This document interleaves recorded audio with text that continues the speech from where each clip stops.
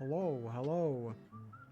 Hello and welcome to another stream for Red Faction Guerrilla. Just gonna hop us over to that just chatting screen. Gotta get used to switching through the different scenes. So we're just having a chat at the moment while things get underway. I'm probably just gonna jump right into the game. As I don't really see a point in prolonging things necessarily. Oh, my apologies.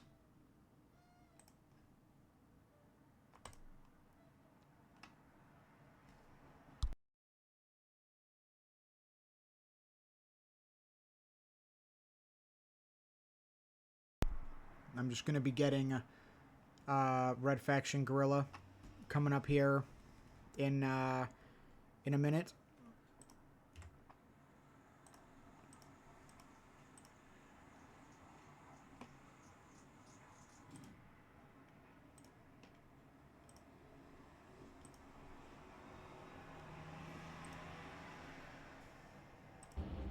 Okay, here we are. We are back once again for more Red Faction Guerrilla.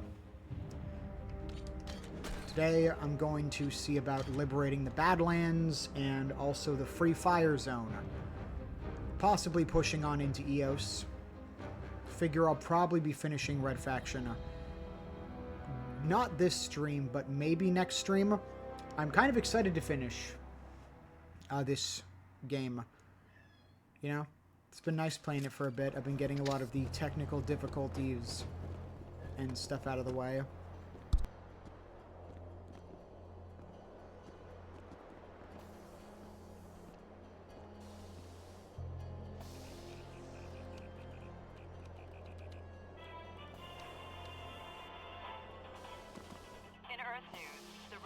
I can't believe you stopped those tanks. In its first deployment, the Dreadnought unleashed a massive barrage on the Okay, when we last played, we got the after we played this game, we got the nano rifle. Very powerful, very good for dismantling or disassembling objects, people, anything. Go-to bread and butter of pretty much liberating anything in the area. We've got a few different missions to do. A decent amount of stuff to liberate. Thinking maybe starting with that mission in the center there. Maybe getting the missions out of the way first, kind of. Or honestly, maybe liberating stuff first. Because we don't have a lot of support in this sector. We have 38, that's pretty good. But I could see about building that up and then doing the story missions, because when you do the story missions, you get scrap. But you get bonus scrap based on, like, your, what am I trying to say here? Liberation, your morale. Higher your morale is, the more scrap that we'll have. The more scrap we have, the more upgrades we can buy. Not that there's many upgrades left to get. At least none that are really that relevant. I'll probably get the heal backpack and the other upgrade for the nano rifle. And I guess the level 3 armor when it comes out, and that's probably it. But as it stands, we're doing pretty well. Okay. The EDF are launching attacks from that outpost here in the Badlands. We need to shut them down.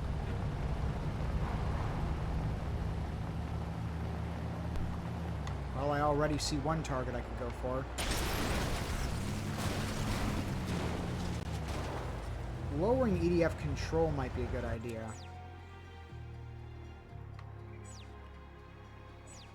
An outpost.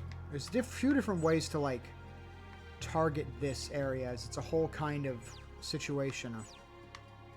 They got garages, guard towers, a lot of stuff here.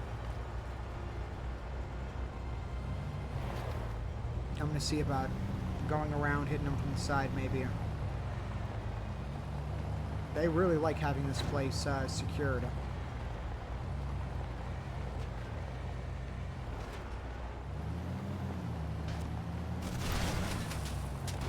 There we go. Just gonna park the truck here.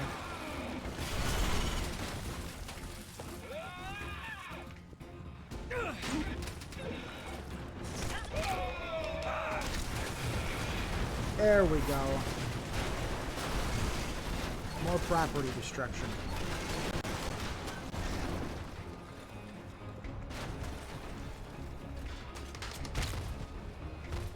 There we go.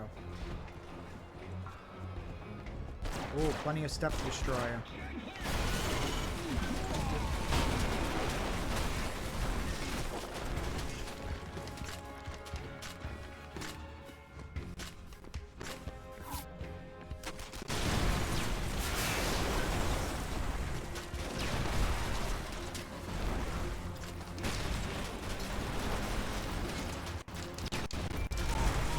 There we go.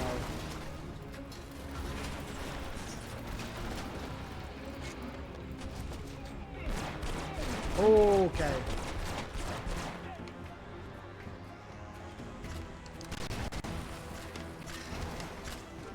I've actually already installed Vanquish, and I've gotten everything set up for that.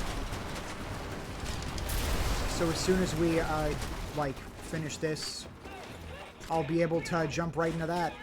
I've already done some testing with it. Not with streaming it, but with playing it, and I've noticed that there is basically no slowdown at all. So I could probably run that at like a good 60, I'm thinking. Should be very helpful.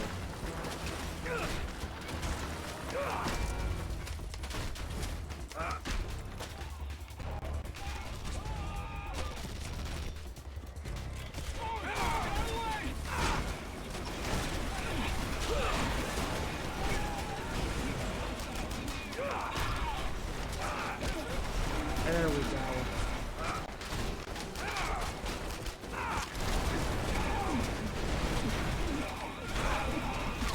What is he just standing there for? Oh, okay.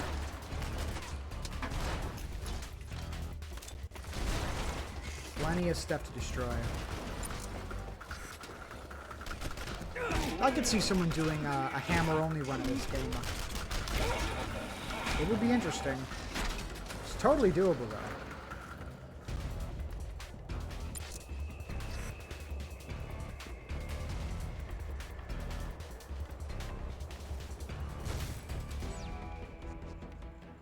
Where am I going next? I guess I'll head for the main command center.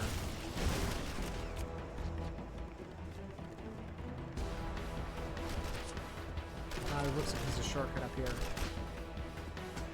Out of my way. Why did he explode when I hit him? Was he in the middle of throwing a grenade and I just, like, impacted with him?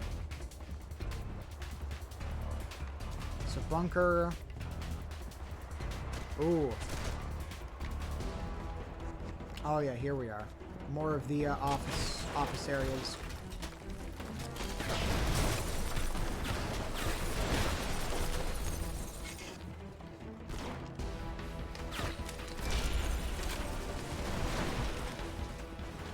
There we go.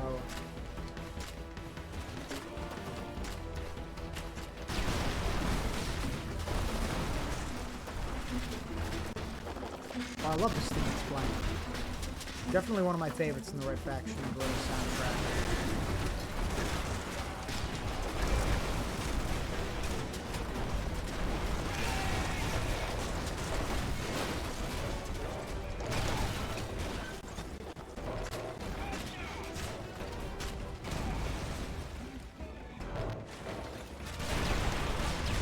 There we go.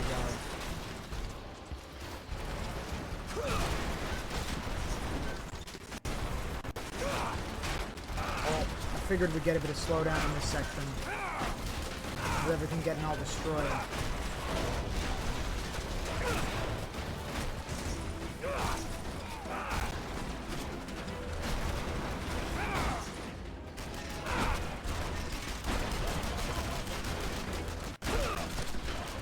Okay.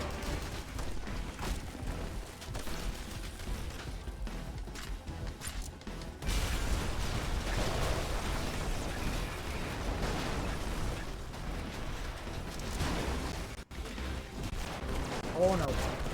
Oh, I'm stuck.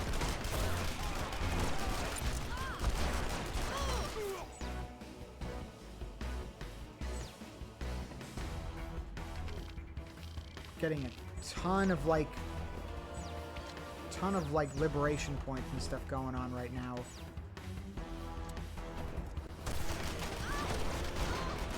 I gotta see if I can run it. Oh, I've got a supporter beside me. I didn't even realize that. He's just following me.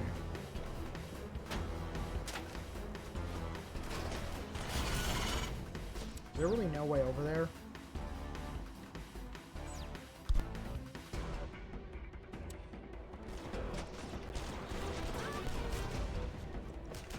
Looks like I'll have to go the long way around it.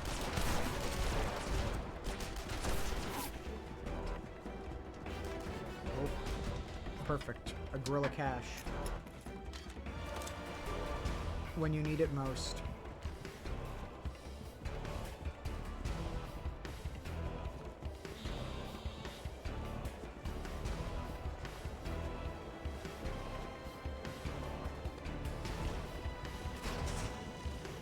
Hit this second cache and top up our weapons.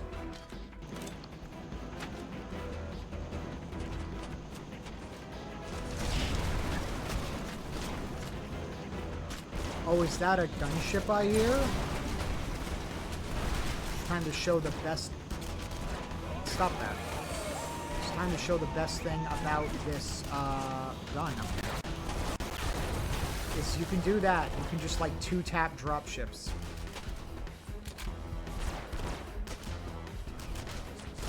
Which normally, like, dropships are, even by the game's manual, considered very difficult to deal with. It's like, oh, well, you need rockets to take those out. Once you get the nano rifle, it's over.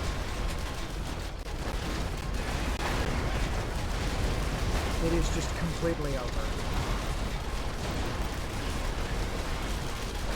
Just like how it's over for everyone here. I actually forgot that the tank can be unmanned here. Usually the tank isn't unmanned.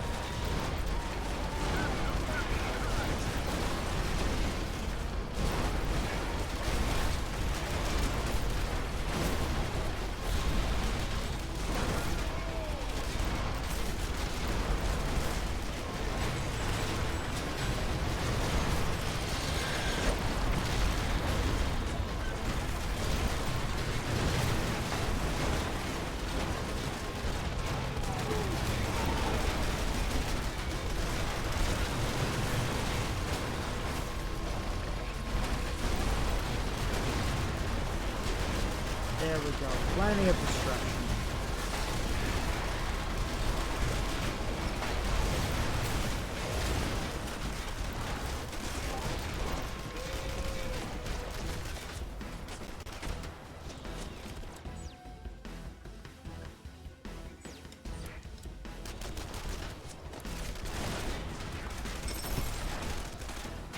Oh, that's not good. I've got to turn around.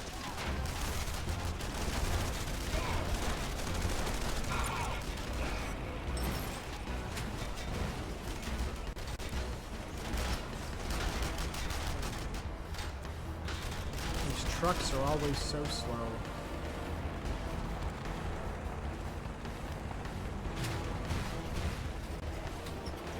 We're going right in. Just gonna park this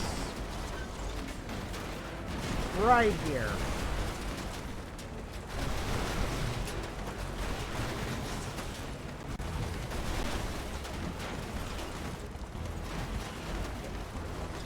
I can take this whole building out with just this car. There we go.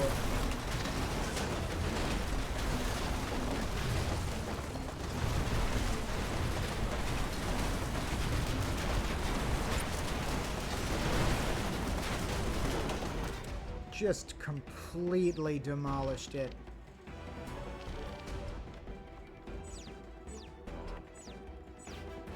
We got a guard tower, a garage.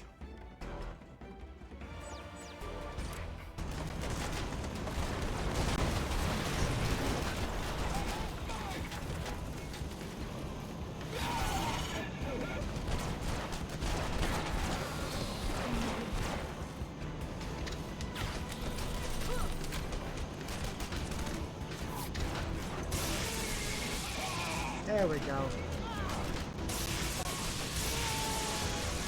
Just a little zappage. Eventually you get to a point with like liberating so much in one run that even if you died, and when you die you lose like 3 morale, it won't matter because you'll have taken out like 200 EDF control.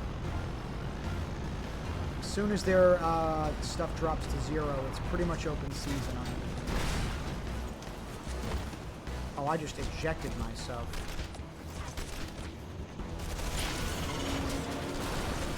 There we go. Catch face blend right there.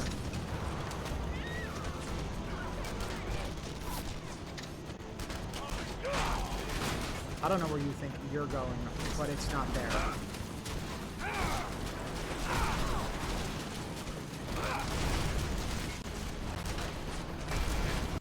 There we go.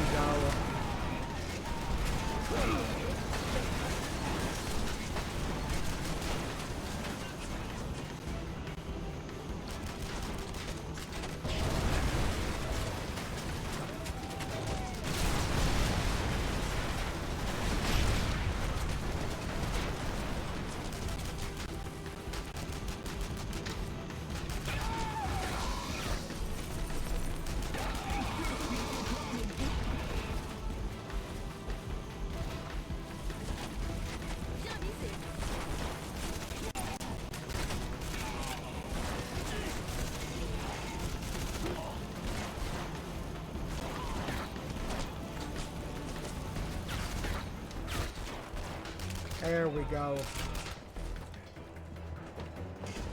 That was close. That was like probably the closest I've come in this entire playthrough so far to just straight up dying.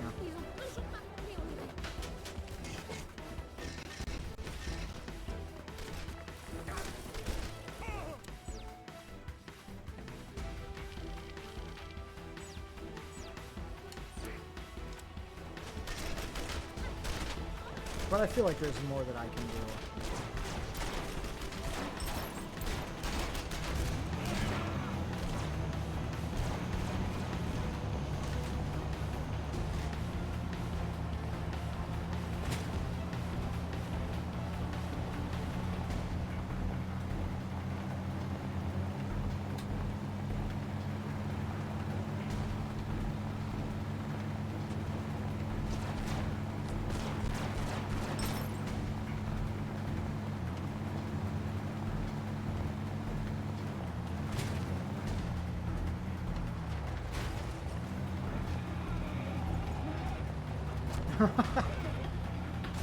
Tossing them like ragdolls is always fun. That'll never get old.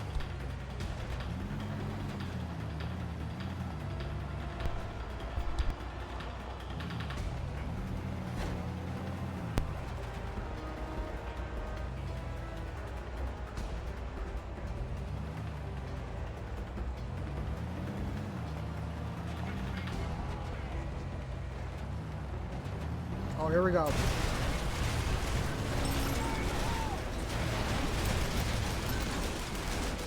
What is this? They got some kind of barracks set up out here?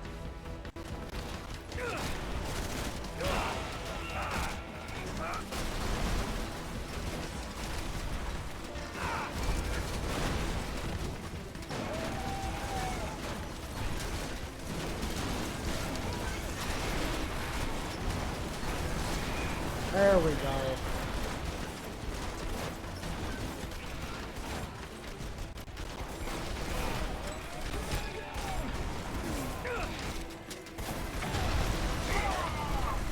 Well, I forgot, you can fight the marauders here.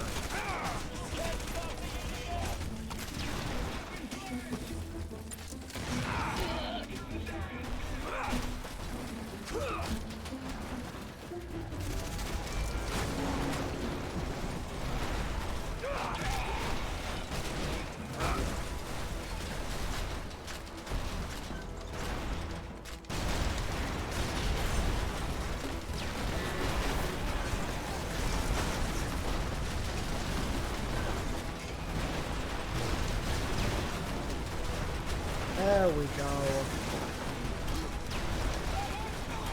Plenty of good destruction.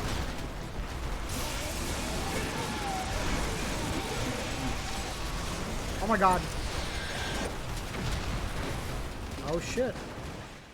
That is the first death of the entire game. They placed one of those, like, seismic charges right at my feet. That's okay. It was bound to happen at some point. Also, doesn't matter because I've taken out, like, everything in their area.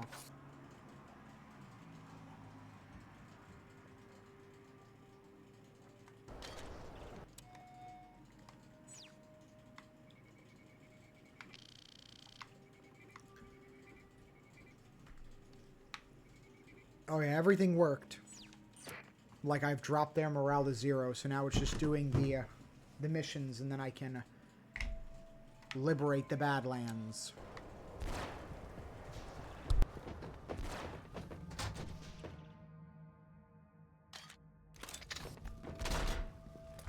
I can't wait to get back to work. I can't see the chat. Or, I can't see the chat. No one's said anything yet. I don't keep Twitch open as I don't like to focus on my viewers, but if anyone is watching, feel free to say hi, drop something into the chat, ask a question. I'm all ears. Frankly, it's much easier talking about stuff while playing the game when I've got someone to, you know, reflect off of. So if you're watching, feel free to put anything in chat, ask a question. Anything, really. I'm always up for input. This is the one where we have to hit the checkpoints, right? EDF soldiers in Oasis fired on a worker rally and killed 58 people. Dozens more are injured. We're sending them a truckload of medical supplies. But these checkpoints block the shortest route to Oasis. Your job is to neutralize each checkpoint before our truck arrives. The turrets pose the greatest threat and are your top priority. The faster we get to Oasis, the more lives we save.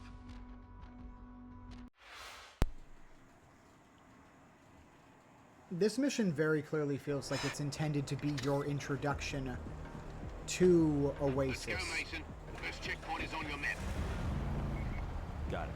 Wait here till I give the all clear. Because this, like, mission ends with you stopping in Oasis, where you would probably then proceed on foot to complete the stuff in Oasis, like the 2 missions there. But since we've done that already, things are much easier.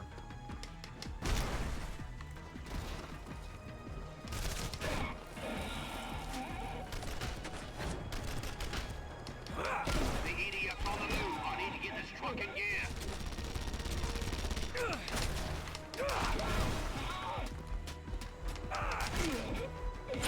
All right, come on through. Roger that. We're rolling.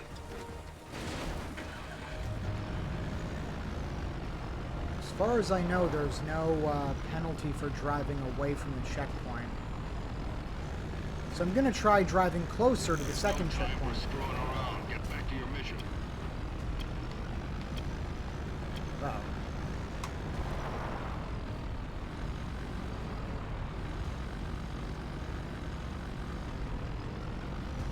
Is everything good? I'll wait right here. Let's do the next one nice and clean. Okay.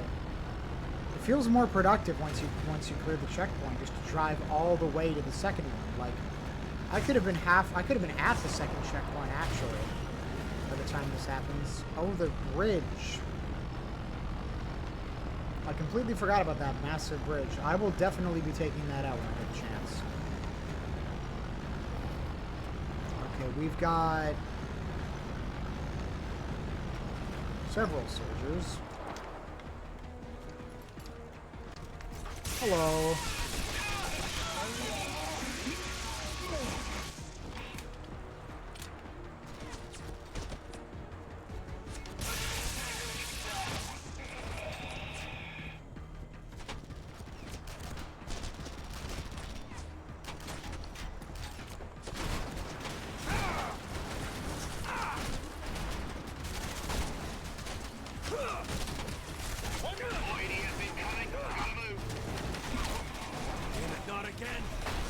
Ooh, I gotta steer clear of that.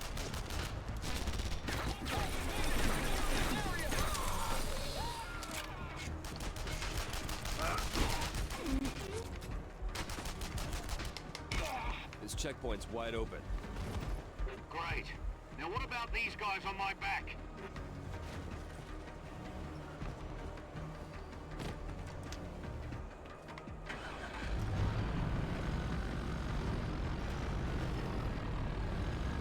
Are they actually attacking the truck? The enemy's right on my tail. Don't worry, I'll take care of it.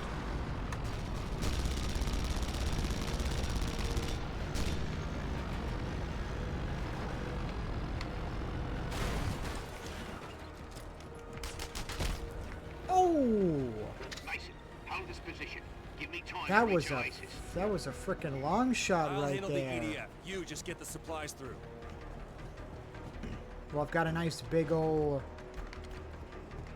area here. I might as well start laying some charges.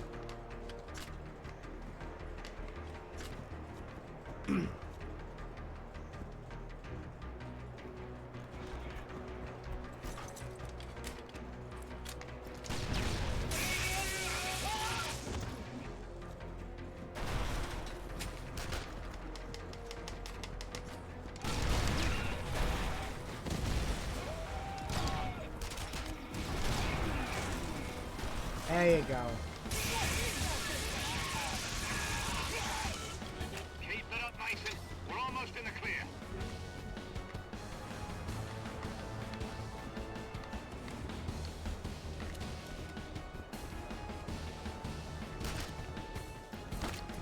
What fucking kickflip was that? Get out of here.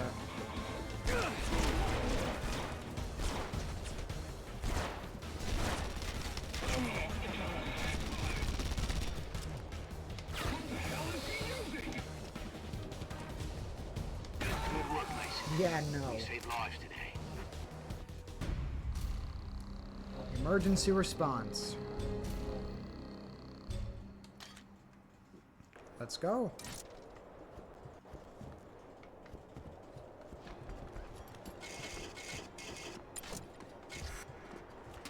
Nice. If I save up, I'll probably have enough to get the increase to the ammo. The what am I thinking? The ammo for the rifle, the nano rifle. No, Sam, I didn't. just picked up a signal off this vehicle. I don't want to do this Excellent. mission Bring right it over now. to this I location. really don't. Yeah, no. I don't like that I got into a vehicle and immediately, like, that I didn't know was a transponder and immediately get, like, a red signal. Like, no. I gotta get rid of this now because of that. Oh, man.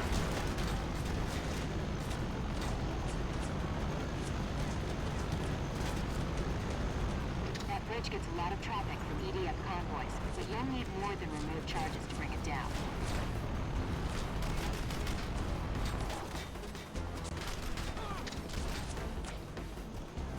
Now, when I get the upgrade, I'll come back to it. This bridge is pretty easy to take out once you know how to do it. You just gotta take out the support beams at the very bottom with the nano rifle, and the whole thing will fall down. Even though this area is already liberated, or rather the EDF have no control over it, I'm still gonna aim to take that out because it's cool as hell.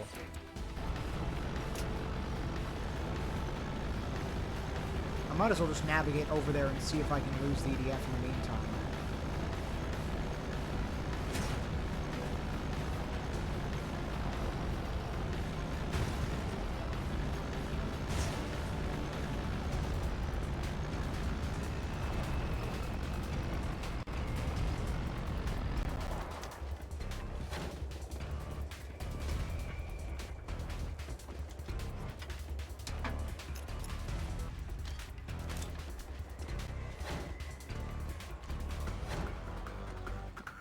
Excellent.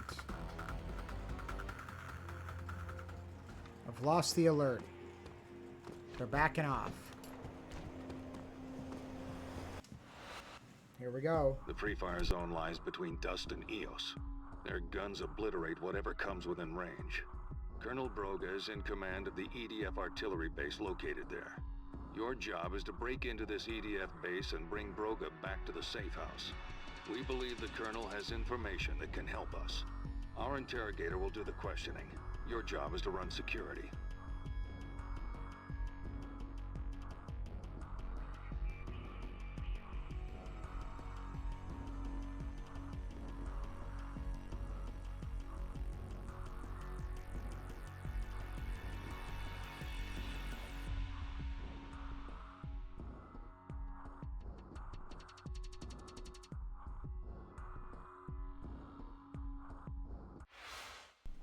Ah, this mission. I remember this one. Meet up with our interrogator. Her name is Carmen.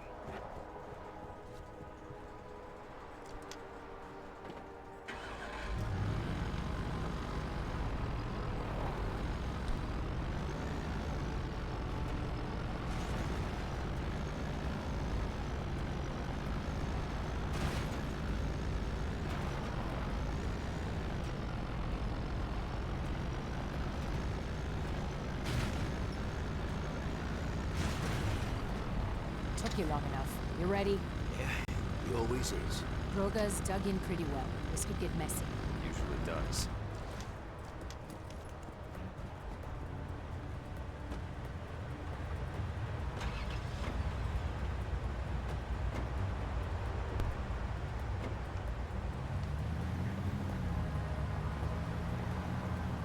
I'll use the vehicle that We're in they- position. We need to take out these drones! Good. Secure the vehicle. Colonel Broga's in the back seat.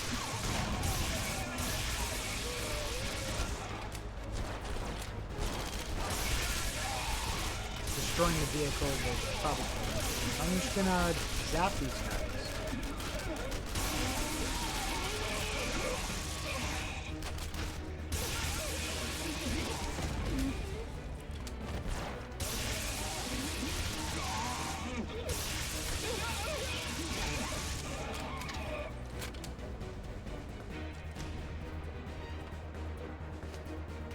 I like how he's just sitting there. Kepler, drive. Mason, keep the EDF off our asses. And you get all the fun, eh? Judging from the lack of discipline, you must be red faction. And you're a prisoner of war, Broga. Cooperate, and you'll live longer. Not forever. You can put the tools away. Your path is war. Oh, I'm a trained officer. Hey, Commander. We've got Broga. Good. Start the interrogation and bring him to the safe house. So, Colonel, what are all these documents you have here? Listen to me. You can still avoid retaliation. The EDF will negotiate for my release. Trust me, Colonel, by the time this ride's over, they won't want you. You can't make me talk. Who said anything about talking? No, stop. oh. How Those many noises have are you making told? me a little uncomfortable. I'm surprised you don't remember Where the me. hell's that coming I've from? never seen you before in my life. Oh, there we go. One of those Fraud your trap. memory. Now tell me about your documents. Isn't that? Yes. What is this place? Damn you to hell! Oh. It's the Free Fire Zone! Did you hear that, Mason? A map of the Free Fire Zone. Did you say Mason? Oh, got it. Tell me I could. Oh, another one of those? No. There we go. Now these points on the map. Love clicking What the do they wings mean? and just watching them crash and burn Firing up. data! We test the artillery! I see. And these circles here? They're target locations!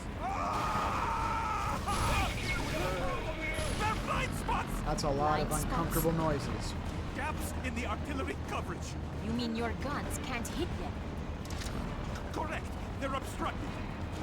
So if we follow these points through the zone, You'll never make it! No one drives that fast! Mason here drives fast. Don't Don't you, Mason? You'll die out Oh, that's a lot of heat. But I got it.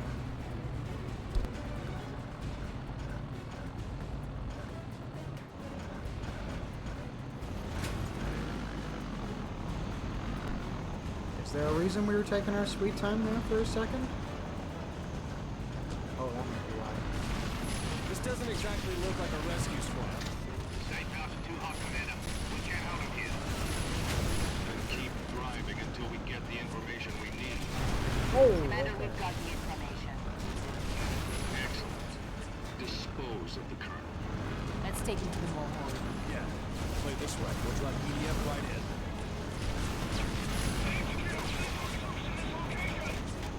Looks like your pals would rather kill you than let you spill your secrets, Colonel. There we go. One shot from this takes him out nice and good. You know me now, don't you, Cole? You remembered when I got in the car. I saw it in your eyes. I'm sorry. I'm sorry for what I did. I don't think. Do you want to see my scars? There we go. This is what you did to my body. A whole lot of torturing going on back there. I can't even hit something sitting right in front of my face. Kill me! Well, here we go. Jump! Well, there goes the general.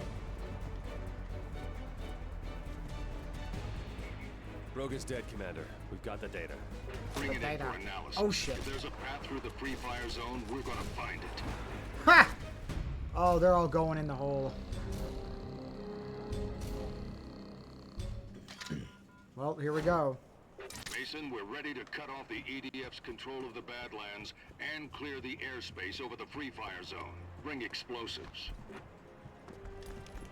I'm basically a walking, like, artillery piece at this point. Oh, that's wonderful. And the mission's, like, right by.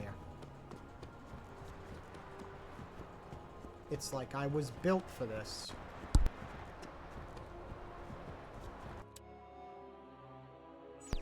Actually, considering...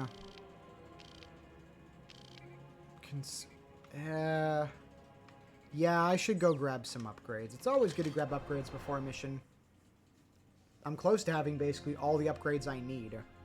Getting that last one for the nano rifle will definitely be good for this next mission. And then when I get... After completing this mission, I'll grab the heal backpack instead of the charging one. The healing's nice and all, but it's not the same. Jetpack is nice, but nano rifle ammo is even better. Hope this helps. Now I've got the nano rifle ammo. I'm going to get heal bubble after the next mission, and then that'll put me in a very good position. Now the nano rifle holds 30. Courier's almost there. What the hell are you people waiting for? It's completely upgraded. It's going to be good for this next mission. It'll involve taking out drop ships. They can be a real pain in the ass when you don't have the proper equipment.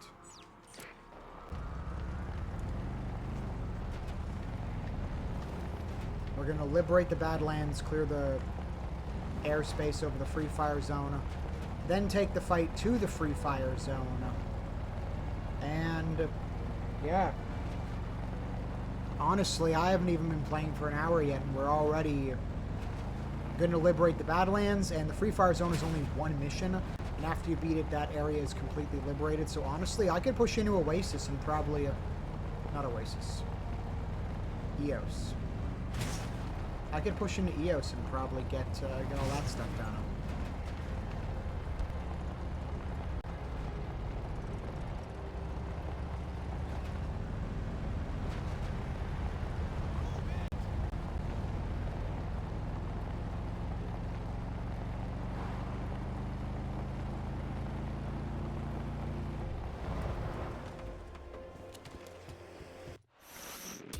squadron of EDF gunships is stationed at this airfield. Your objective is to destroy them. Sam has provided a supply of altimeter charges. She rigged them to detonate at 10 meters. But how you do that job is up to you. Just get it done. Success here will clear the airspace over the Free Fire Zone and give us a fighting chance against their artillery. Okay, here we go.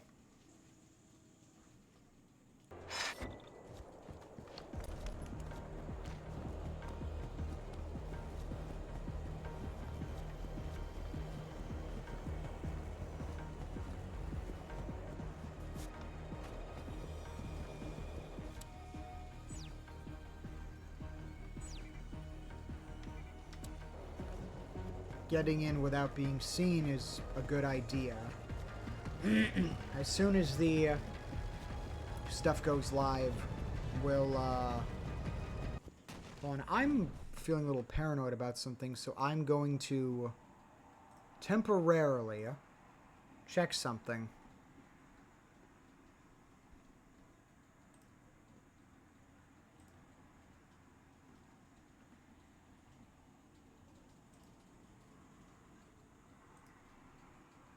Okay, so the chat room, it looks like, should be working. Okay, so the chat room, it looks... Excellent, okay.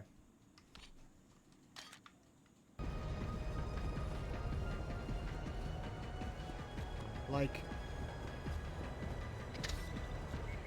Okay, I'm at the base. Avoid the guards if you can. If alarms go off, they'll launch the gunships. Stealth is not exactly my style.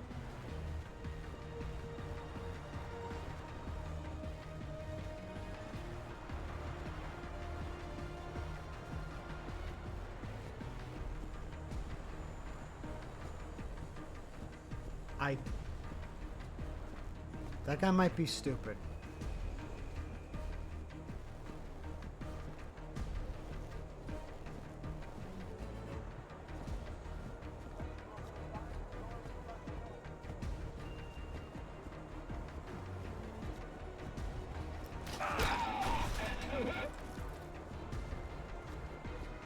Wow, I can't believe that was working.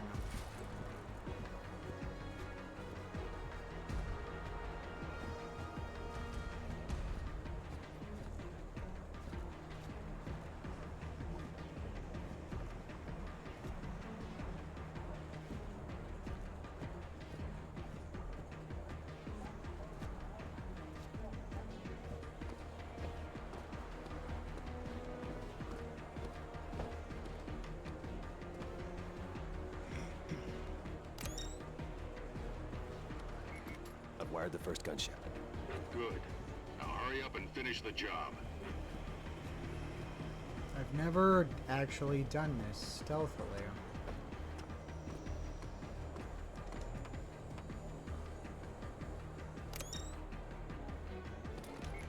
Another charge set.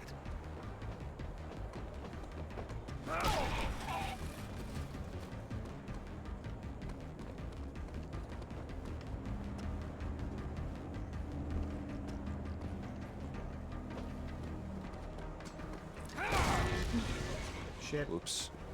You've got explosives. Use them. Destroy those gunships.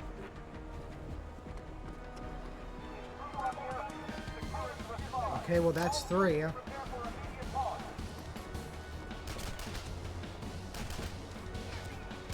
That's 4. I might actually be able to get all of these. Come on. There we go.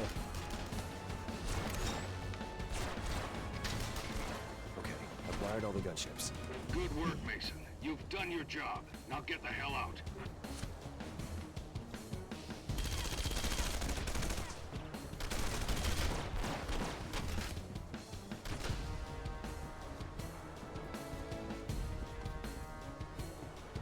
Mason, your efforts here have cleared the airspace over the Free Fire Zone. We're just about ready to launch an assault on those guns. That's interesting. I've never completed that, even though that wasn't stealthily. They always wind up launching the gunships. I am surprised at that. Badlands liberated. Wait, we still only rocking level 1 armor? That would explain why. I keep almost dying. Ow. Come on. Stop. Give him hell, Mason! I need this vehicle.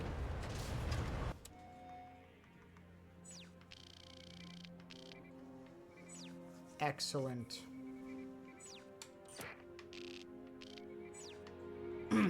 We gotta liberate the free fire zone. After that, we push on to EOS. I'm getting the hell out of the Badlands. I'm tired of being in that orange place. Let's go to a place where it's red and cool.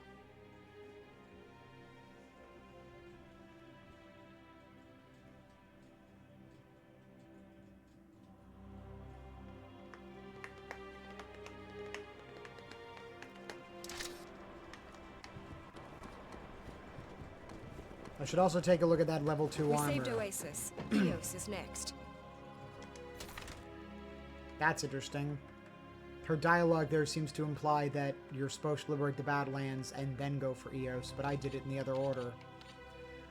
Oh, level 2 armor is like... It's 250. I could go for it. I do want to get the heal backpack. But I feel like level 2 armor is just better to go for immediately.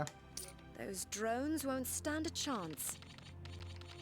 Like, I'm gonna have enough to get the heal backpack eventually. I love that. The armor actually adds on to your character. Radar. Looks like he's just south of you, Martinez. Let's take a look. I'm seeing nothing less Nice, propaganda nice, around here. nice.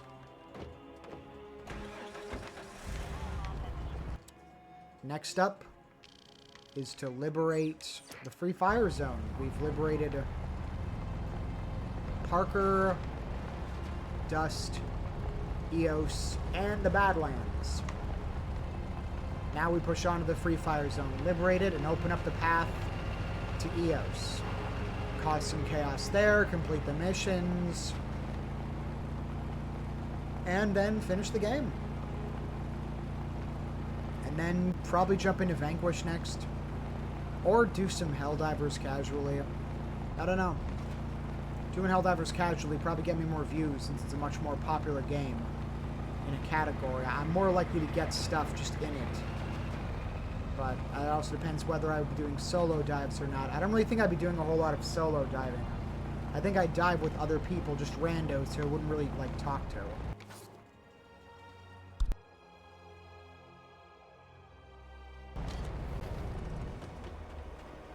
Huh, I guess this is my first time here. And to be my last. Welcome to D-Day, Mason. Parker, Dust, and Oasis are now free of EDF control. These guns are all that stand between us and Eos. Colonel Broga's data has exposed gaps in their artillery coverage. We've plotted multiple lines of attack to exploit them. Here's your path, Mason. Follow these waypoints and don't wander off.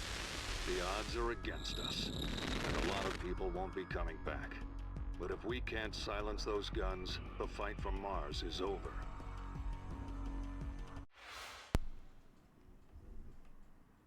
It's interesting that it says you've liberated Parker, Dust, and Oasis. Like, it doesn't count the Badlands. With that group ahead of you. We've got to make it through that zone. It's our only chance.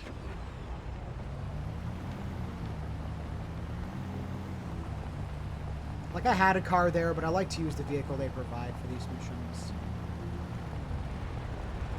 Here we go. Follow the path on your map. You wander off and those guns will blow you to pieces. Get to the next waypoint as fast as you can. The longer you take, the more time they have to target you. I remember this being really intense as a kid. All the, like, cars driving around, the artillery landing. If you drive off, you will get destroyed. And like before, if you drive through this area before liberating it, you will just be fired upon and like immediately killed.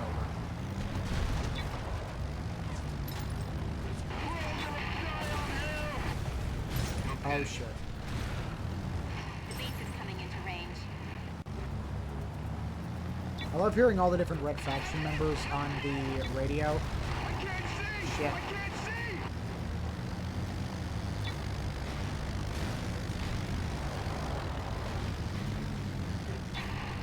Shoot the boss's head clean off! Get out of the way. Stay on target! Stay on target. Help me! There's blood everywhere! These drivers are being more of a detriment than a help.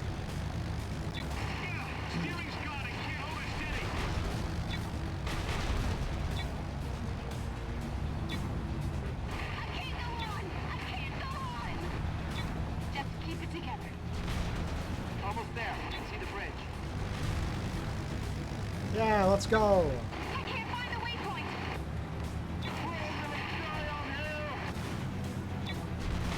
Oh, buddy.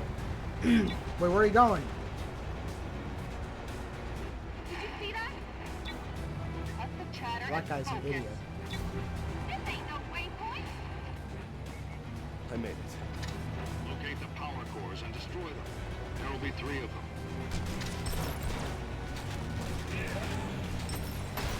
Yeah, for this mission, you can honestly just completely ignore like, everything.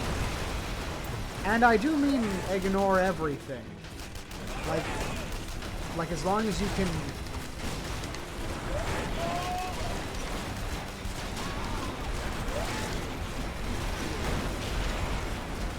Power core destroyed.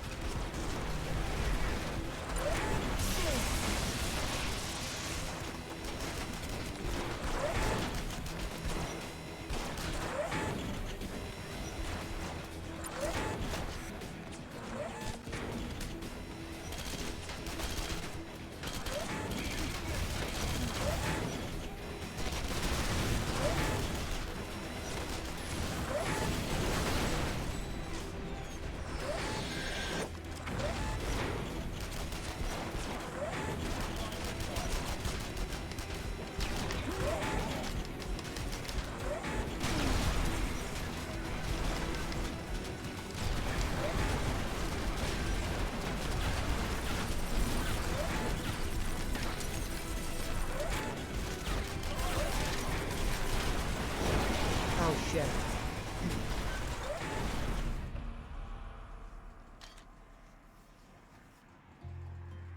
Okay, maybe I should actually focus a bit more on taking out the guns instead of dying.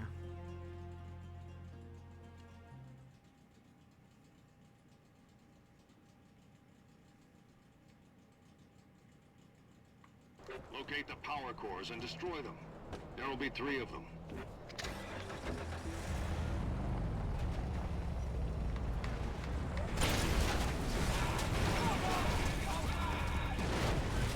Okay, let's go.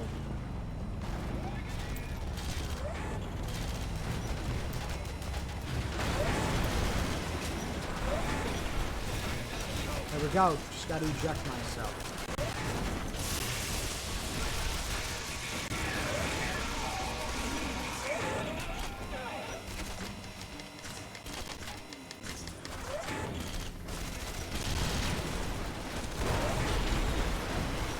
Power core destroyed.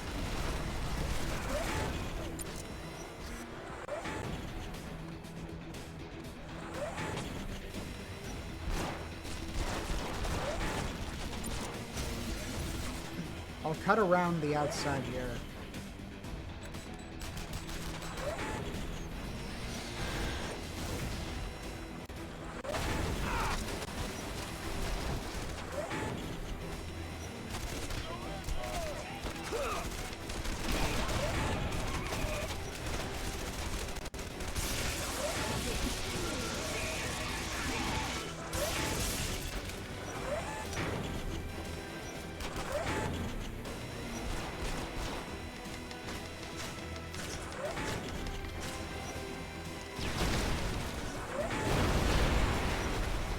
One more core to go.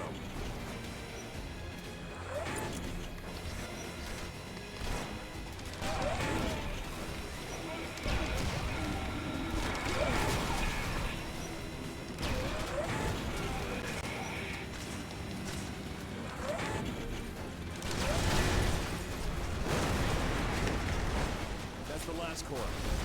There we go. The gun has been silenced, Mason. It's over. No, Commander.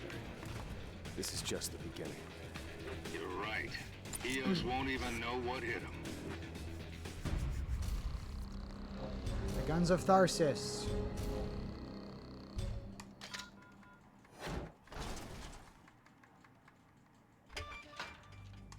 And just like that, the Free Fire Zone is now liberated.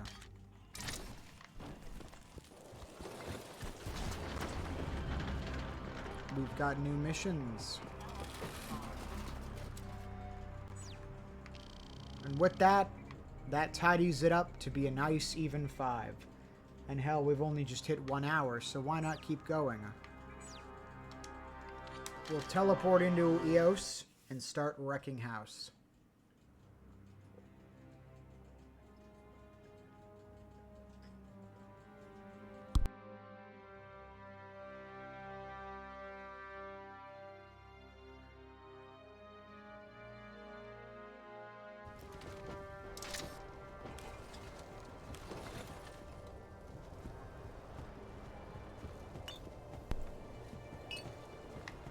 Got Okay. some bad news. The Hydra is coming to Mars.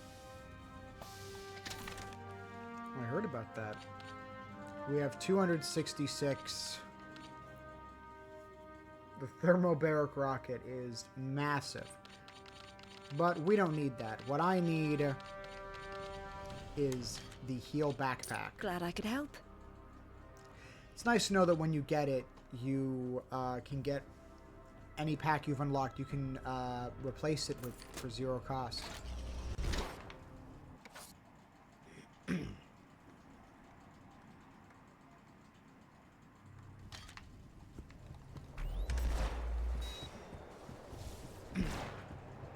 This is nice. I don't really need to be able to charge through buildings. I just need to be able to not die. And if this backpack can put me in a position where I can just heal through almost dying, all the better. Oh yeah, they got 410. 410,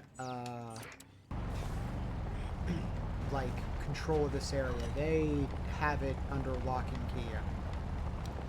This area will take a little while to liberate, but it is the last area to liberate. Like, the EDF don't take control back of certain sectors, so the control that I restore here will maintain throughout.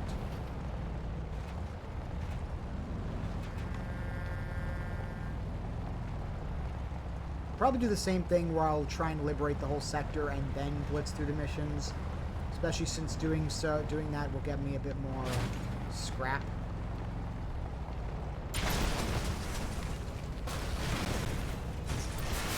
Oh shit. Whoops.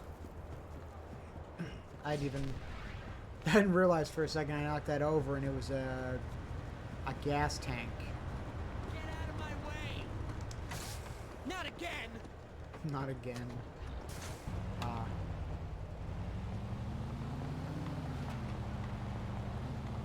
Oh, the bridge up here. The bridge is a... This is a big demolition target. Why not start with this?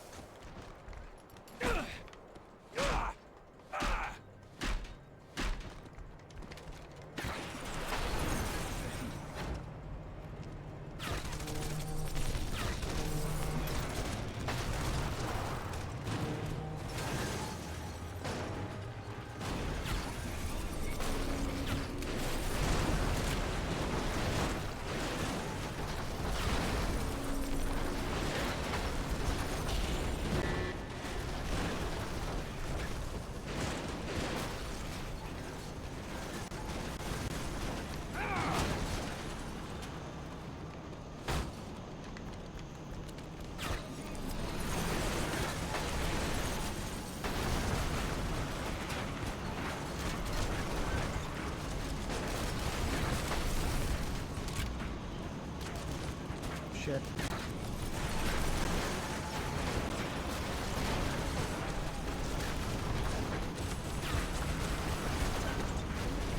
Oh no!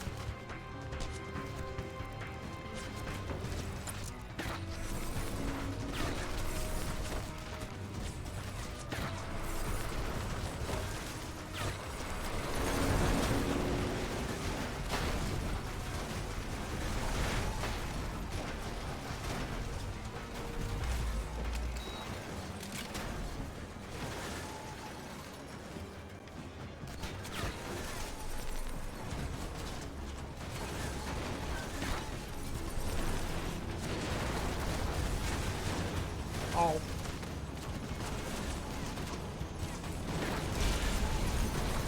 Yeah. No more memorials for you. Why is he saying hi? Okay. So far, this backpack has been absolutely wonderful. Being able to instantly refill my health and like not have to think twice has been wonderful.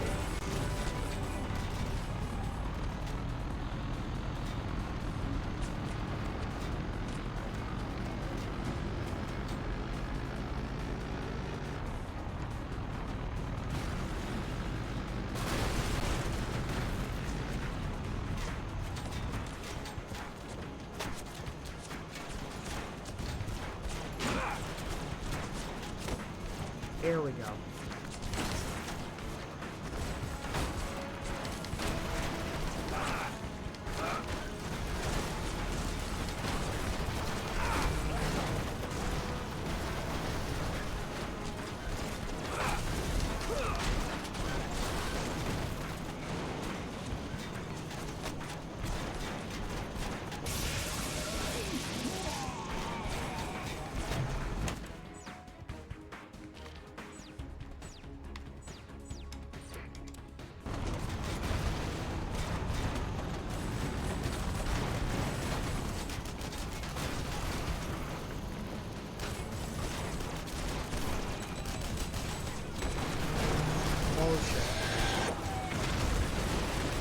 They are bringing the heat.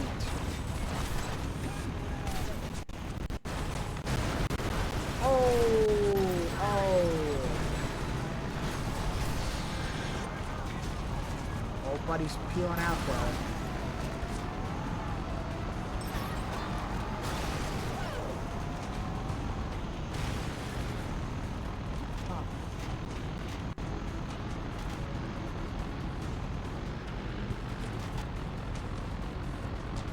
Got plenty of guys to kill.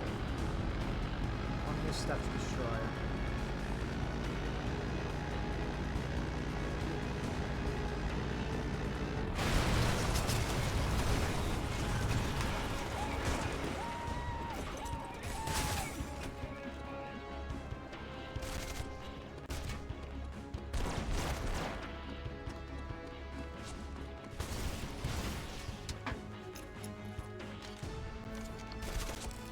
Okay, there we go. What do you think you're gonna do? You're gonna come over here and what? Shield bash me to death?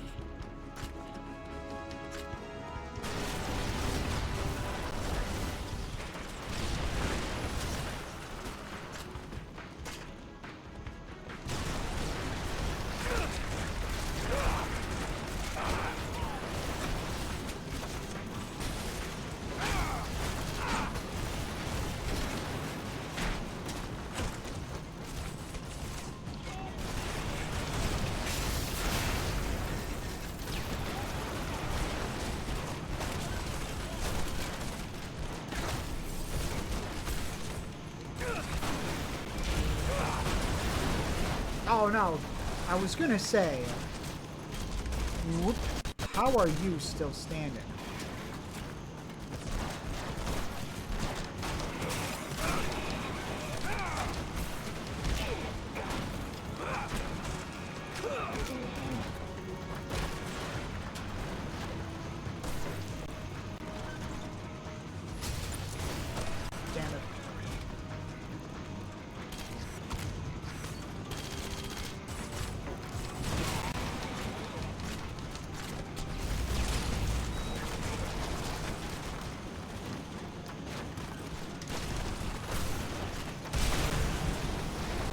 There they go.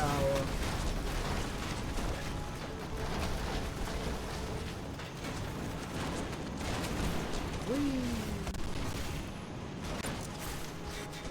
I'm getting out of here.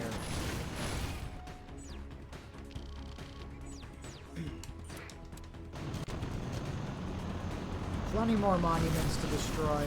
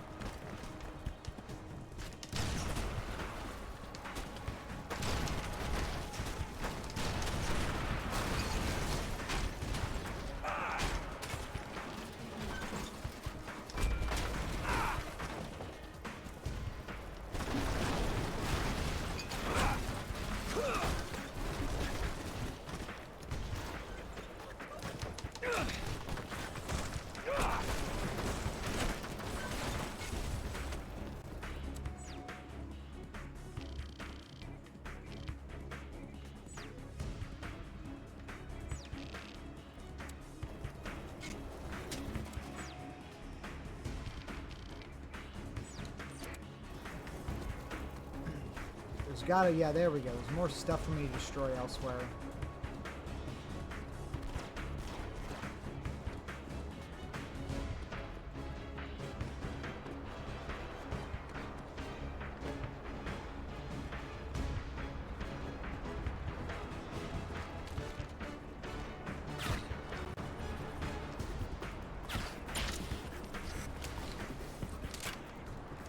Jetzt ist es zu spät für eine Entschuldigung.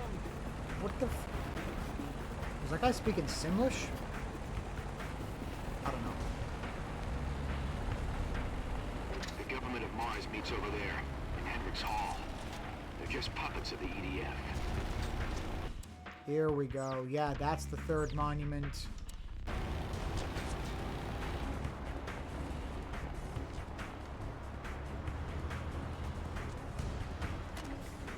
Gotta be a way to get up there.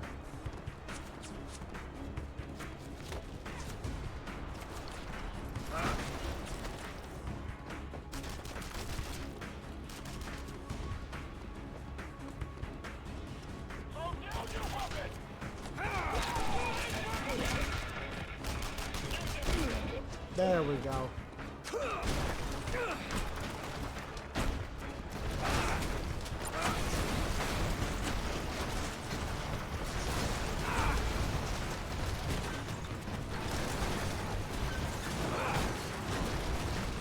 No more monuments.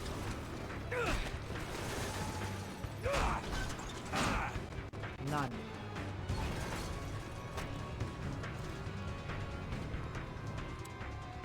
That's 3 or 3 monuments.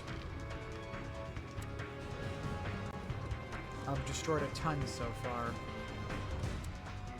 They're down to 240. I've already knocked nearly half their reinforcements down.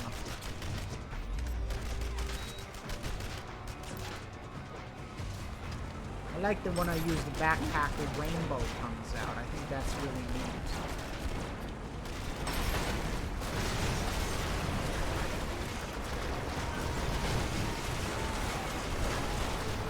I'm just gonna park my car through this building here.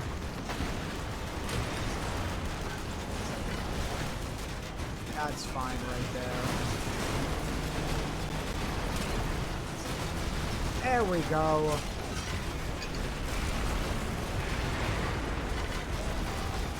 Oh, that's beautiful. Oh. I think I might be stuck. Yeah, I'm just gonna say that I'm stuck. Regardless, I was able to take out the town hall with just the vehicle, not even like anything else.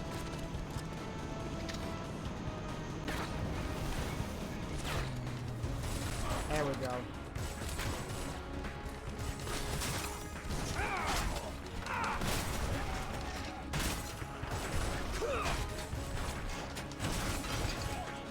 Wish I had the vehicle for this. These buildings are like half made out of glass.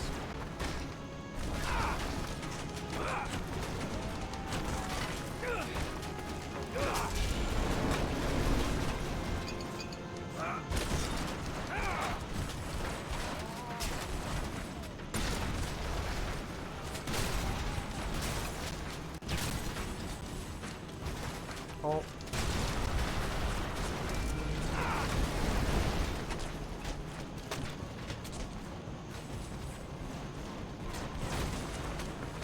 That's half of, like, everything taken out right now.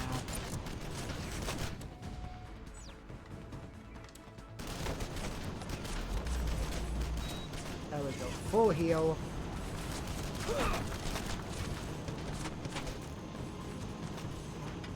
Instant full heal.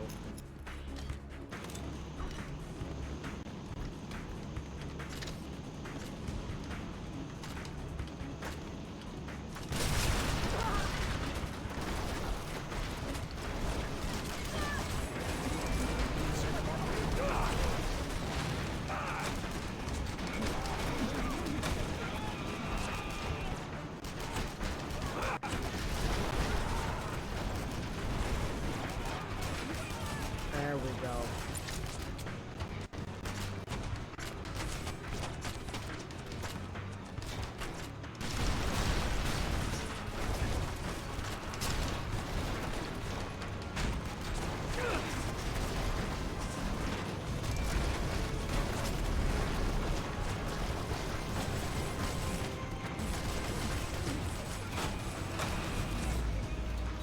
I'm surprised at just like how much stuff they have. Like, they still have 120.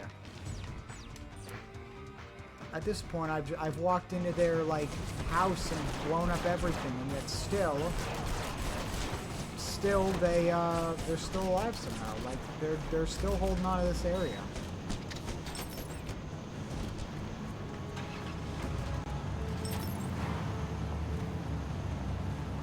I might actually have to do a couple of missions in this area to demoralize the EDF further. Because taking this out, like, they're still not beaten back completely. But that's okay. I can throw in a couple of missions. Getting their liberation to 0 basically guarantees that I don't have to destroy any other major targets throughout the rest of the game. So getting all that stuff out of the way now just makes the most sense to me.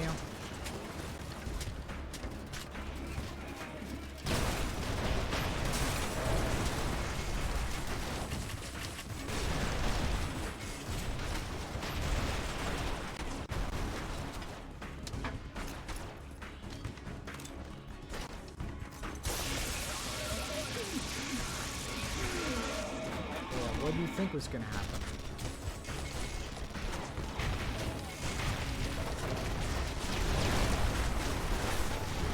There we go.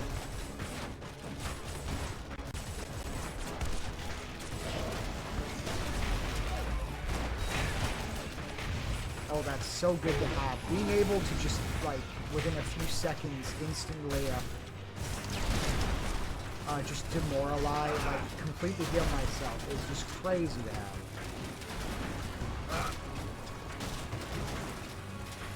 How much stuff do they control? Still 106. Oh shit. Hey buddy. Give me that tank. I could sure use this giant missile firing tank right about now.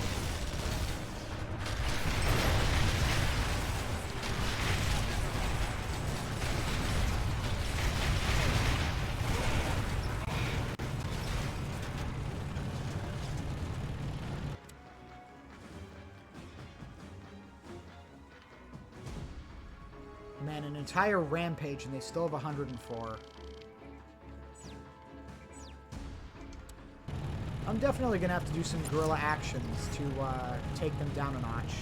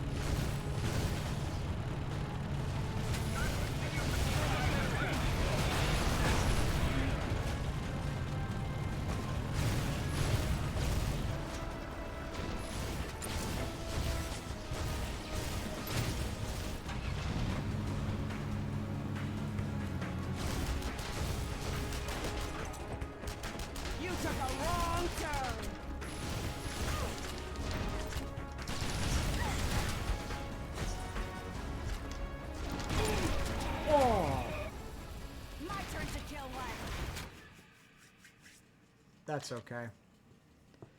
Honestly, that's the fastest way to return the alert level to green and drop me back at the nearest safe house.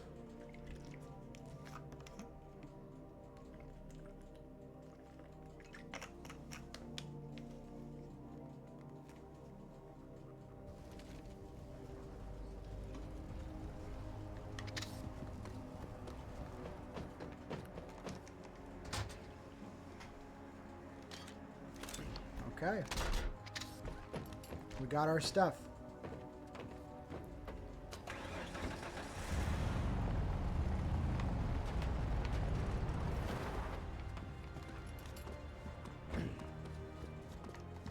A lot of EDF officers eat at this place nearby, the Hague Bistro. It'll be well defended, but worth it. What do you think? Sure. We gotta go! Let's take out some more Anyone got a EDF. smoke?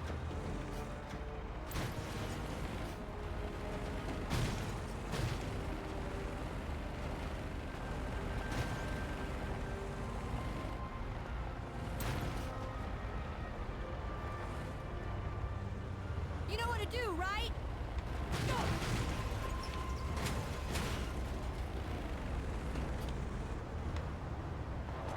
Whatever. I was hoping to take out that sign. Taking those things out gives you 5 morale.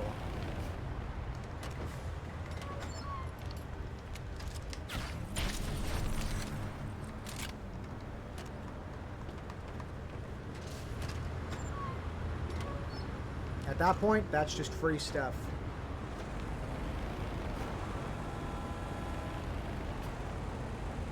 Fucking EDF took another family last night.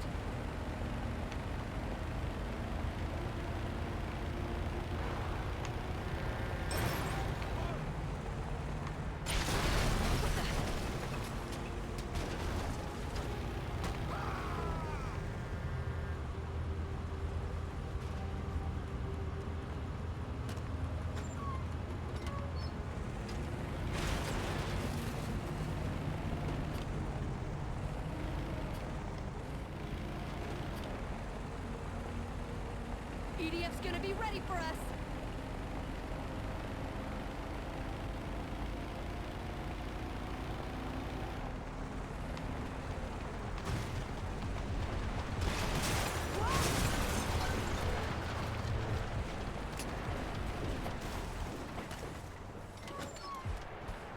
What the hell happened? Why'd the raid end? I guess I can do this mission while I'm here. The EDF has organized a top-secret economic summit. They want to reassure business leaders that the insurgency is under control. Our giants of industry call themselves civilians, but make no mistake. Every EDF massacre and atrocity on this planet is done for their benefit. Mars makes them rich, and brutality keeps their workers in line. We've only got one chance. This time, they'll pay in blood. Time for a little death by committee. For some reason, the Guerrilla raid mission just ended like the moment I got here, so I decided what Check to your happen. map for the location. The building's under heavy security, so don't get too close. Who are these people? Mining consortium, military contractors, shipping conglomerates. They've got the EDF on a leash and most of the council on their payroll. This won't help their stock prices. Exactly. If investors lose confidence, support for the occupation dries up. How many guests at this party? Enough to make it interesting. These men keep Mars in chains. Every time the EDF fires on a worker rally or drives people off their land, it's done for the benefit of these corporations. They'll kill anyone who gets between them and their profits. I'm at the site. I can see the building from here. Heavy security. Snipers in position. Whatever happens, don't let the targets escape. They're making a run for it. Don't let them get away.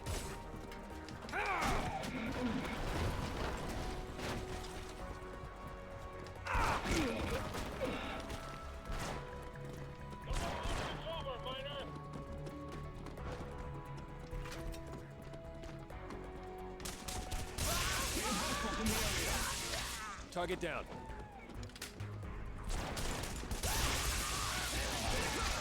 got another one.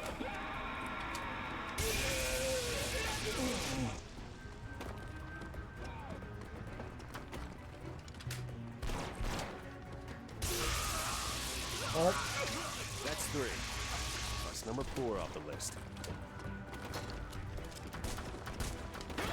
One more. there we go. All targets are down. These men have paid for their greed. We make the price high enough and Mars will be free. You're not wrong.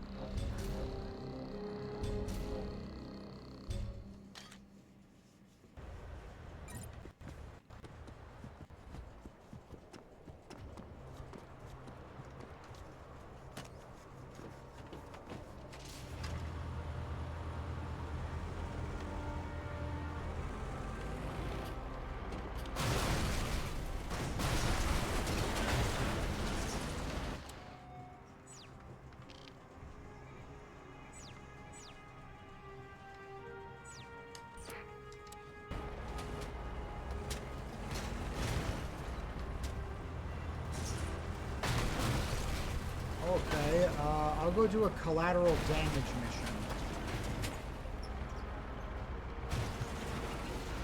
Ultimately, I just have to get enough stuff done to be able to liberate this area. We're taking our planet back, one sector at a time. The EDF are holding prisoners accused of plotting the telling Free you Fire right Zone now, attack. Dan is They damn proud falsified of what the you did. evidence. We need to mount a rescue.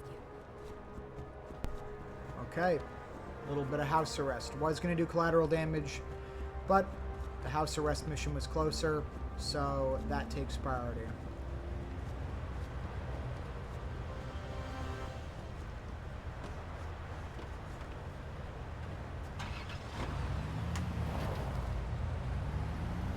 This will decrease EDF presence and increase morale.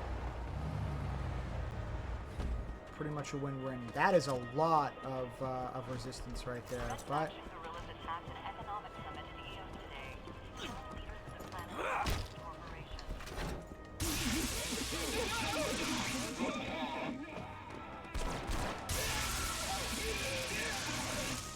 if I'm not mistaken, this shouldn't attack friendly targets. Hey, calm down. It's all right.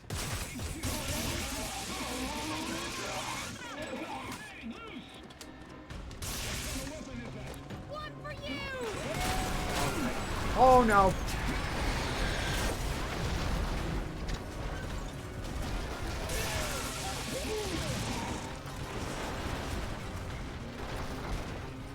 Oh, are you kidding me?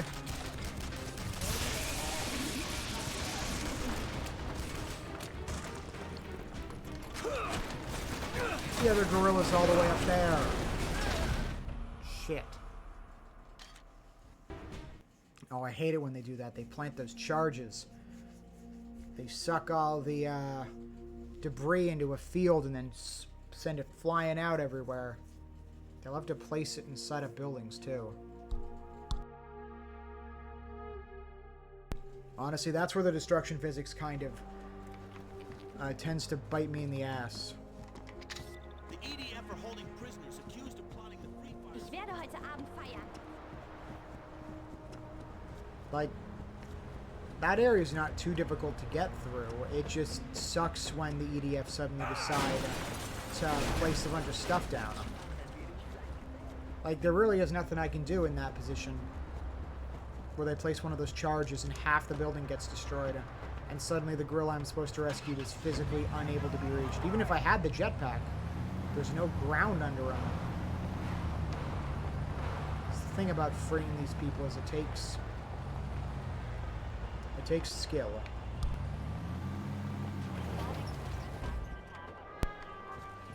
But honestly, I think it takes even just luck. Luck that they decide not to make that.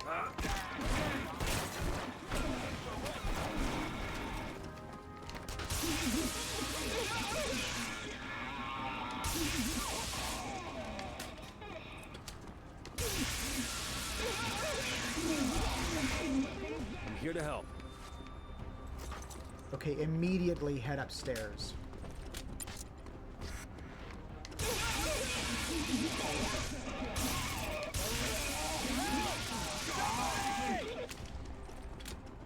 Hold on. Let me untie you. Let's get to a safe house.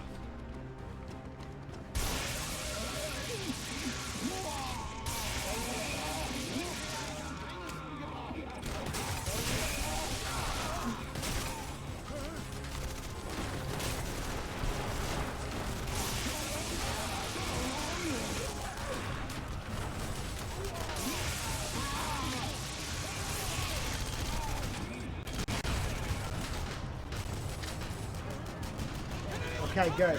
We got cover.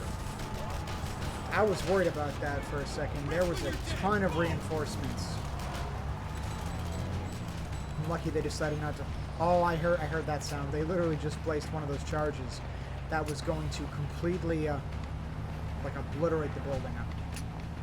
I don't know if it's EDF, like, engineers that specifically do that, but I think it's just some of the soldiers come equipped with those packs. Kind of like a more advanced versions of the grenades that they can throw sometimes. But regardless, this should increase our morale and decrease EDF control.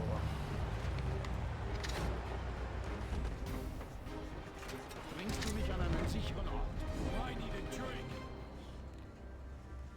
There we go.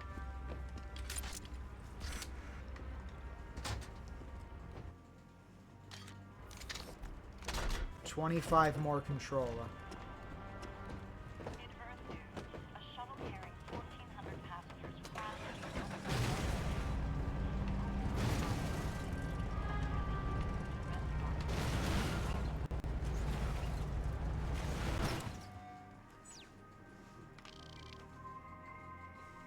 Where else do we have? Honestly, Guerrilla Raid sounds fun. I've got to do at least a few more of these actions before the EDF will decide to pull out. And, like, I could do the other remaining mission, but I just don't see a reason of doing that right now until the EDF's already at 0. Because I'd like to complete that mission and then run right into the one where we liberate Eos.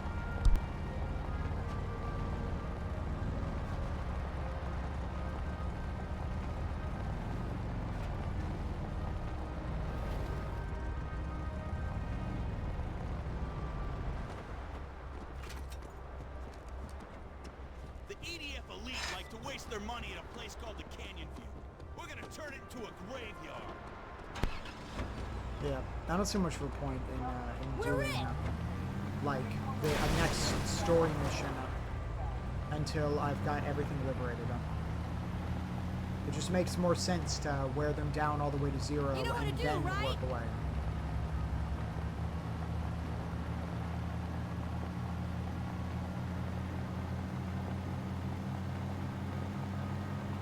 Brooks, you stay with me.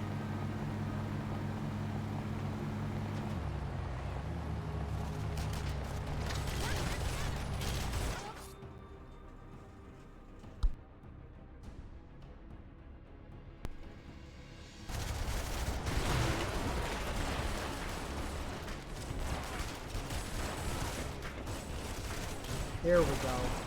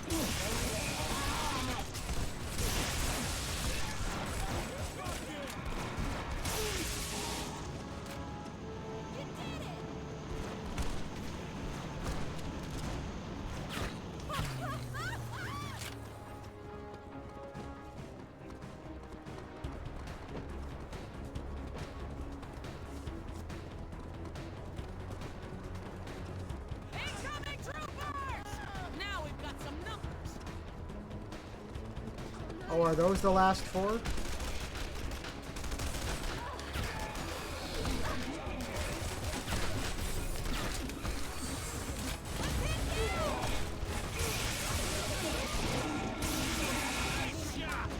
Everybody clear out! The charges are gonna blow!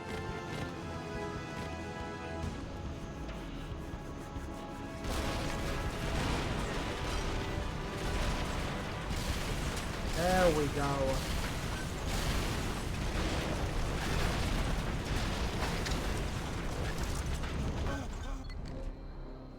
Raise it to the ground.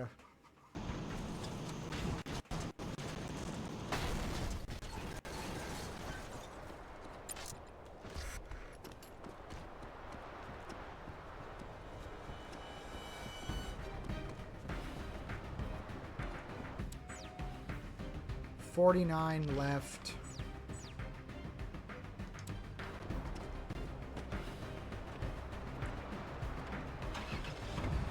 That's 49 more than it should be.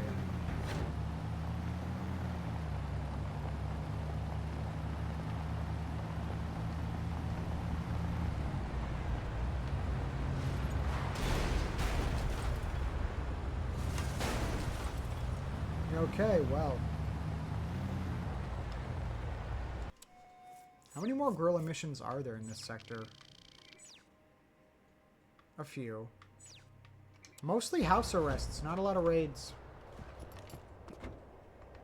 Wish I had my jetpack. That's okay. We gotta get these drones off our planet.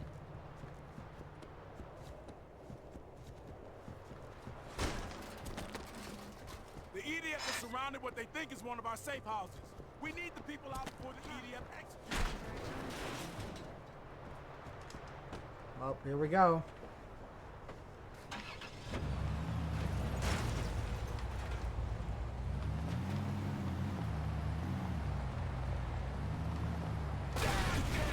Fuck you. You fucking ran right into me.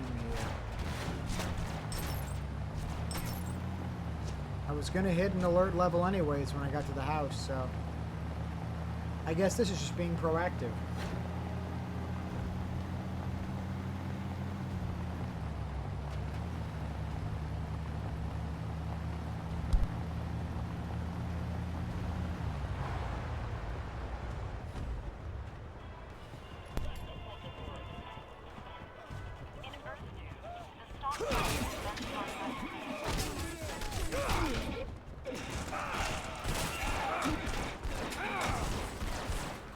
Oh, I hate this.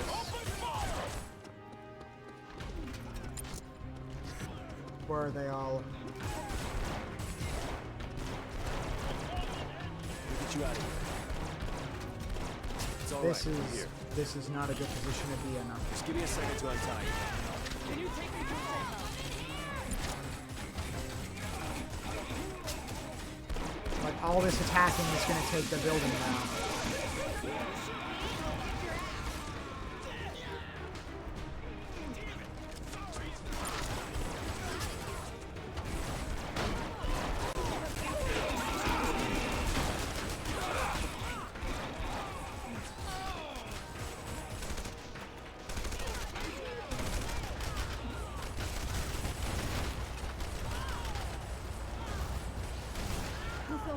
Okay, well, the good news is their pathing is not entirely screwed up. I was worried for a second there. I was thinking I probably should have made the hole a bit wider.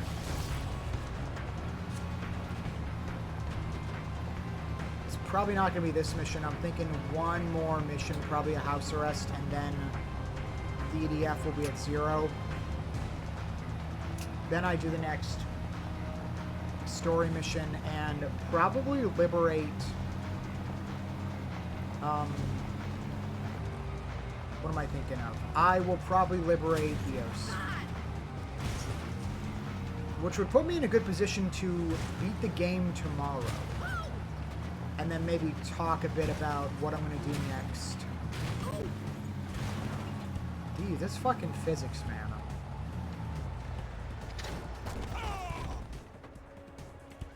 I've got to get out of this place. Thanks. I'm out of here. Merci de vous être donné autant de mal pour moi. Well, there we go. 24 left.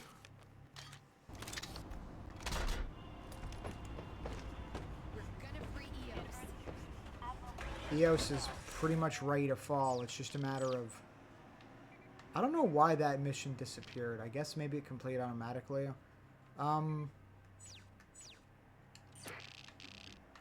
Honestly, I'll do this other house arrest. That should drop it by 25, which will reduce EDF power to 0. Then I do the next 2 missions, liberate Eos, and probably put myself in a position to beat Red Faction.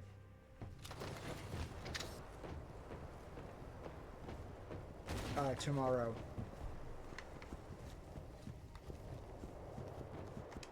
Our informants on that business meeting you interrupted have been caught by the EDF. Set up a roadblock on the southern pass.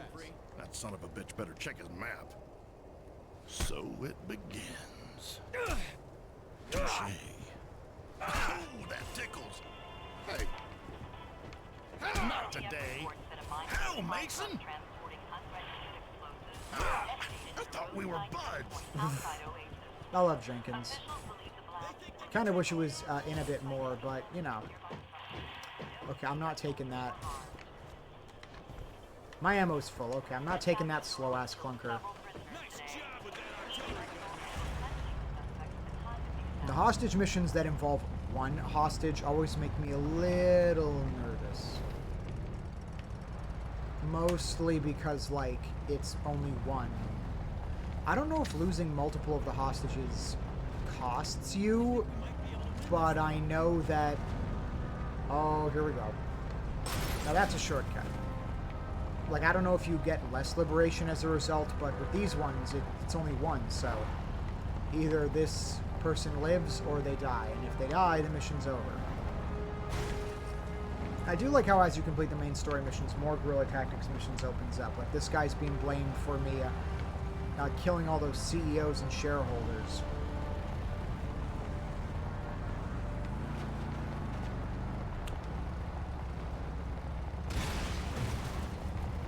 I wonder how Ali's stream's doing.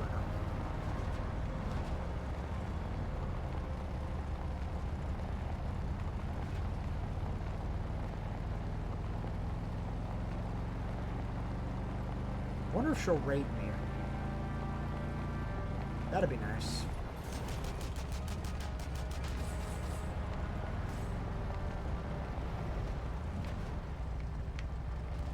Oh man. There's fighting already. Okay, if I can at least get the car over there.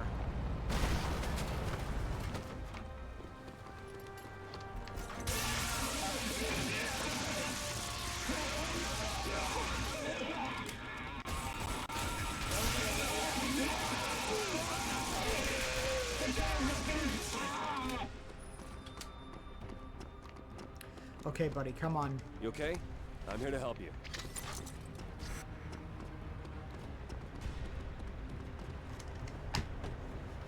Oh, I see that pocket of reinforcements.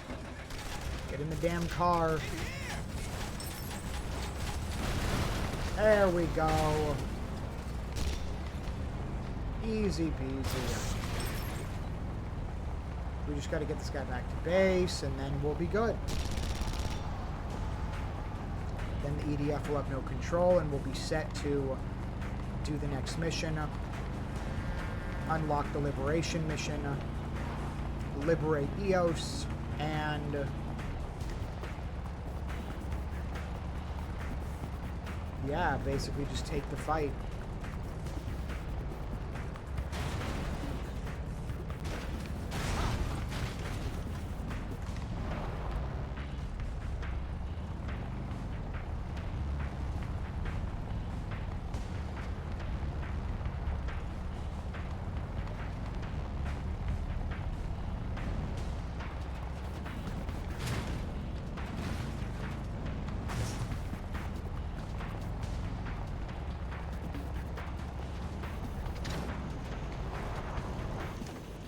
Here we go.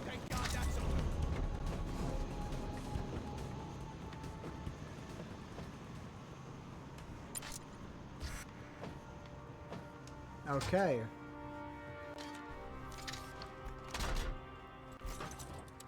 Red faction 100. EDF 0.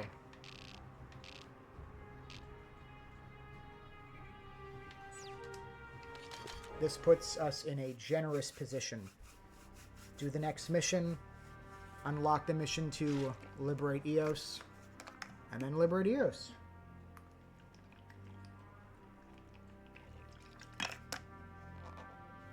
I know what I should do. I should make a manual save.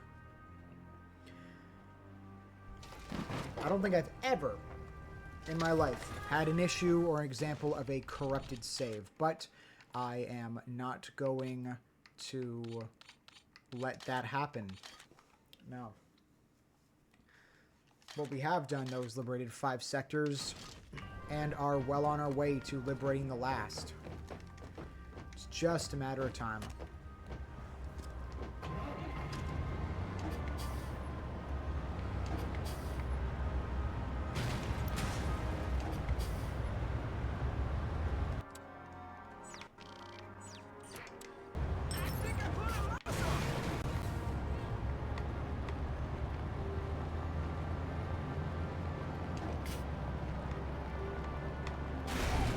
Fuck off.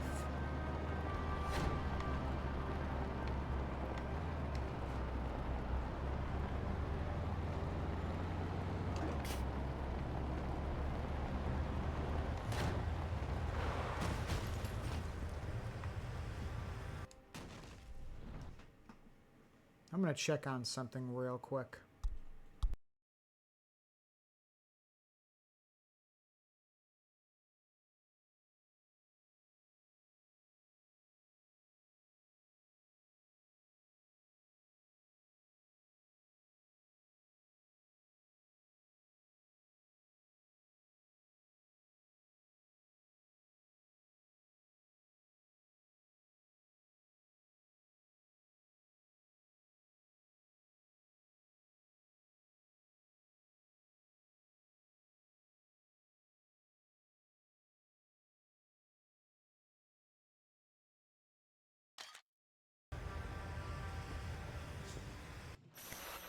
Our support in Eos is growing, and that makes the enemy desperate.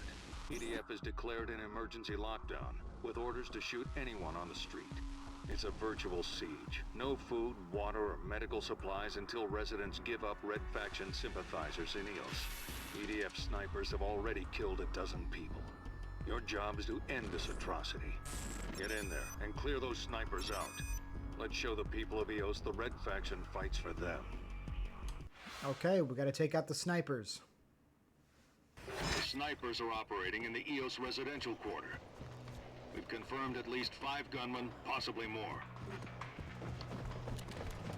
Pretty sure I can counter snipe them. The situation is critical, Mason. With the 2 more people have been shot. Find those snipers and stop them. Oh, I see you, you son of a bitch. The snipers just killed another worker.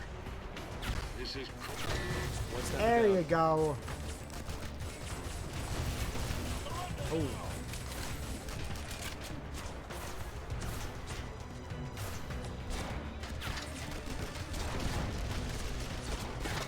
Just killed the son of a bitch. Got their attention. The EDF are closing in. Oh, we gotta heal, we gotta heal.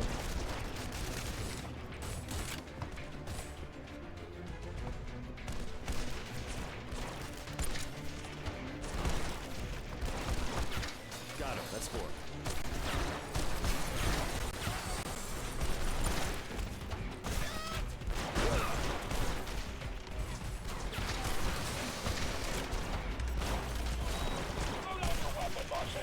Throw down your weapon. How about I throw down with you? Oh shit, I got... Hello. Oh shit. Did my alert not trigger? I literally set that up. Wait, was I raided? Oh shit. Looking at the chats nearly getting me killed. Oh, I see you there. There we go. Okay. All clear. When do we launch the offensive? Earlier you were having trouble with your alerts too, right? I swapped out I swapped out my my alerts, the old ones, with the new one, and it didn't trigger? Okay, that sucks. But hi. This is it, Mason. All or nothing. Let's go kick down the EDF's front Yeah, door. I haven't got... Well, I mean, I didn't really have anyone watching, I don't think, so I don't think I got any followers. But considering, like, they're all tied to the same, like, browser extension thing. So if your raid didn't proc, then I imagine if I got a follow, it probably wouldn't either. Which sucks. Can you explain how concepts like gender and sexual... What?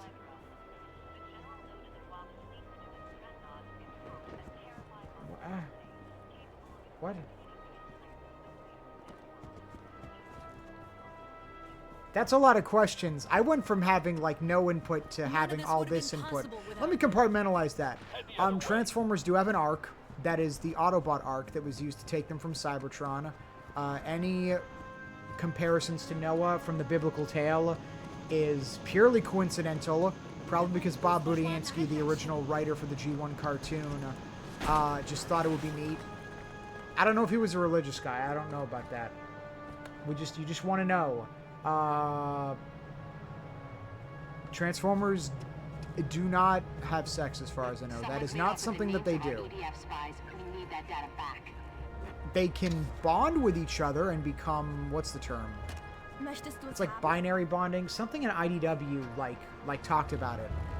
They can bond with one another, but they can't. Did they just jump out the fucking... What?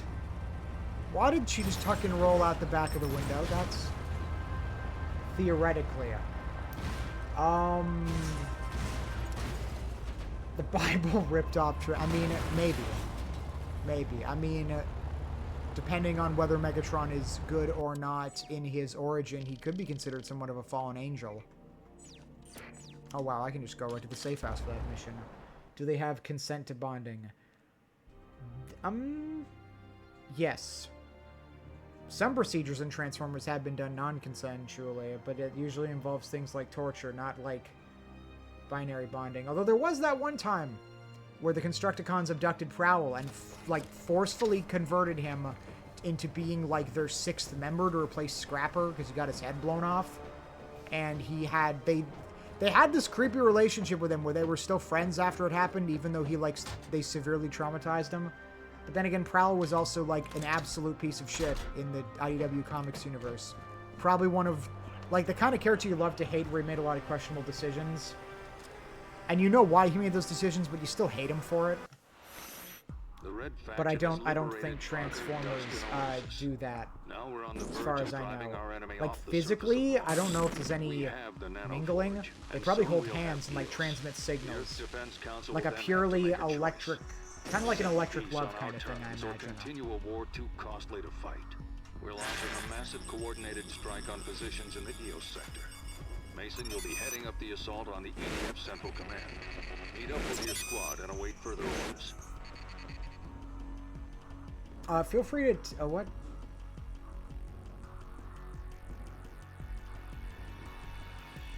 There is a lot of lore about Transformers. Do not...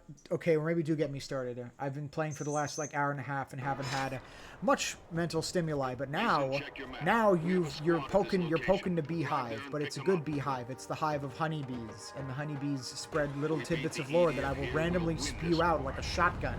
Because I can't seem to think of, like, any one thing at, like... Never mind the Hydra.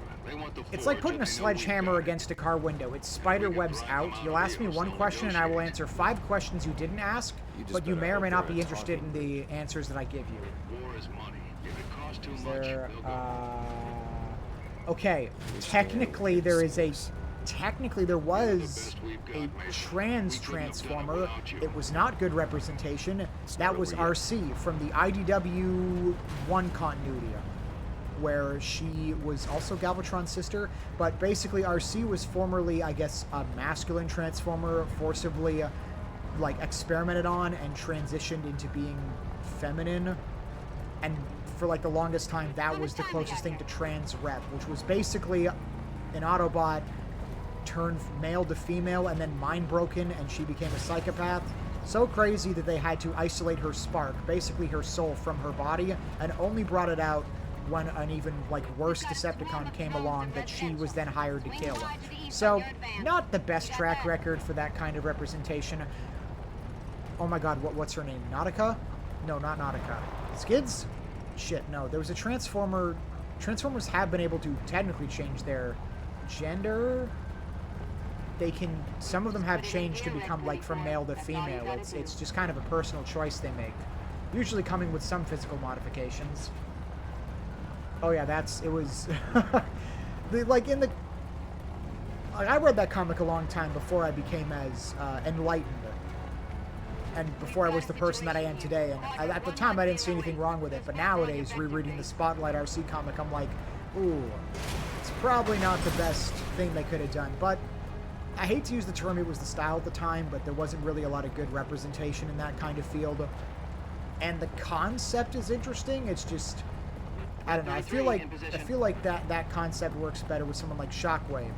Not the whole transitioning thing, but like being forcibly modified against their will.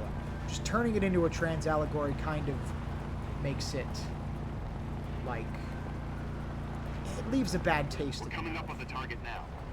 Have you played that one Decepticon? Shit. Oh, it's okay. That'll scratch some stuff out.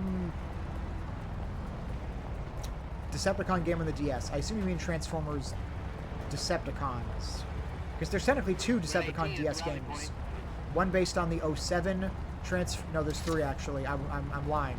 There's the Transformers 2007 DS Decepticon game, because they split it into two different games, Autobots and Decepticons. Same thing for the Revenge of the Fallen one, where you had an Autobot and Decepticon game, and then the War for Cybertron game had a DS port, where you could, again, have either Autobot or Decepticon, but those were entirely separate releases.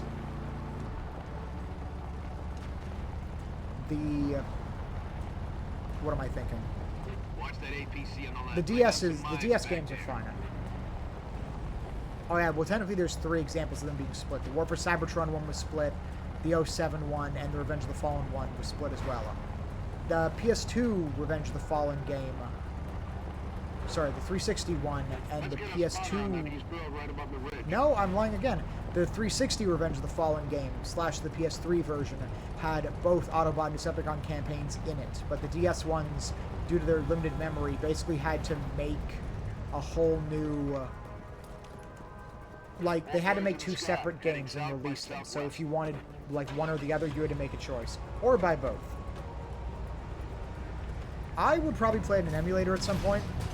I'm definitely thinking of doing a Transformers streaming month thing, kind of like how Peebs, Peanut Butter Gamer does like a Zelda month thing. I also plan to make Transformers related videos on YouTube and all that, but I haven't gotten around to that quite just yet. But yeah, there's a ton of Transformers lore that I could indulge endlessly. I could rant for hours. Not even rant, just like...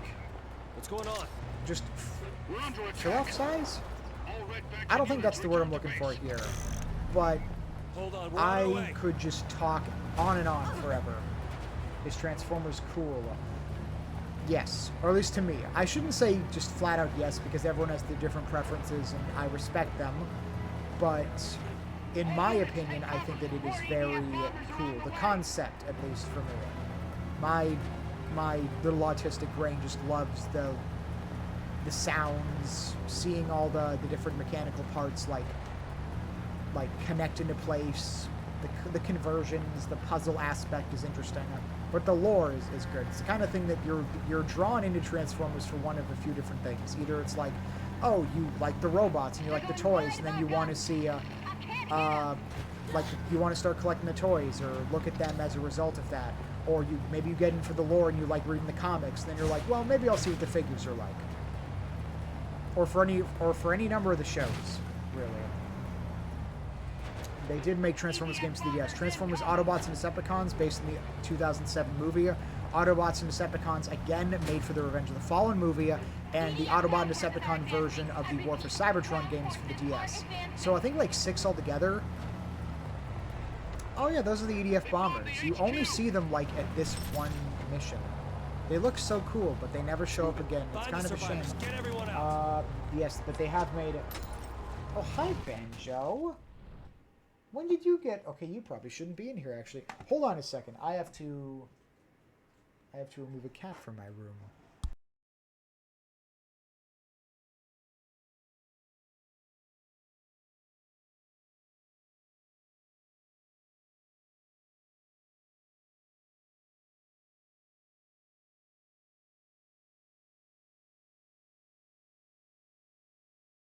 That's okay. Oh. I am back. I return. Had to remove cat from my room.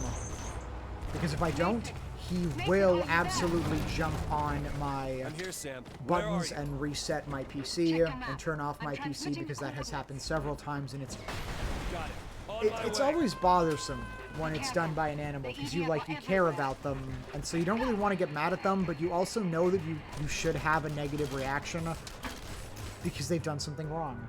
What's that?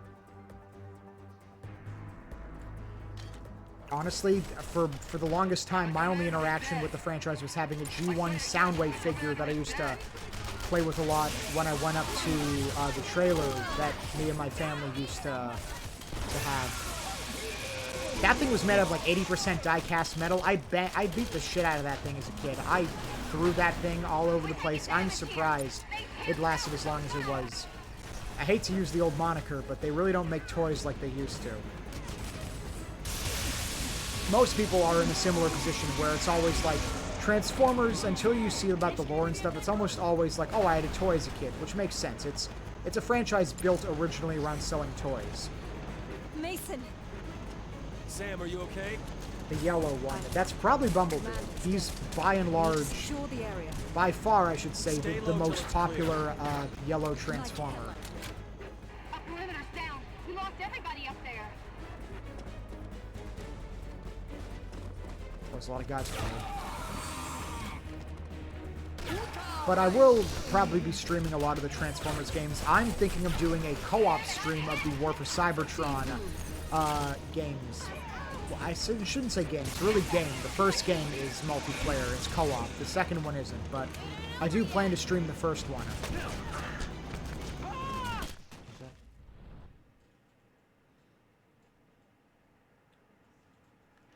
Yeah, a lot of stuff is digital. I feel that way even about the video games. Like, the War for Cybertron games were great. They were like AAA. Most of the games we have now are like... they're not indie games. They're like branded games. They're just... Half the time they're like mobile games.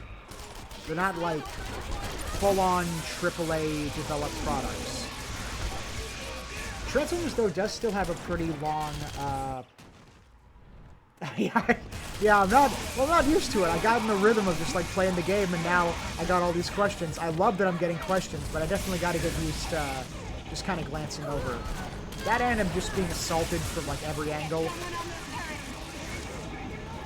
Oh shit. Well, you know what?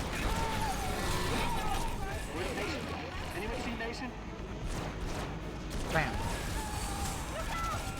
Cool.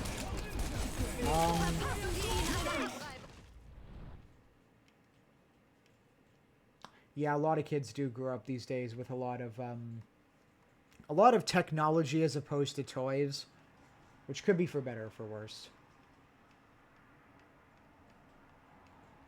Oh yeah, they've had tons of crossovers. We're talking like Ghostbusters, Sonic, Naruto,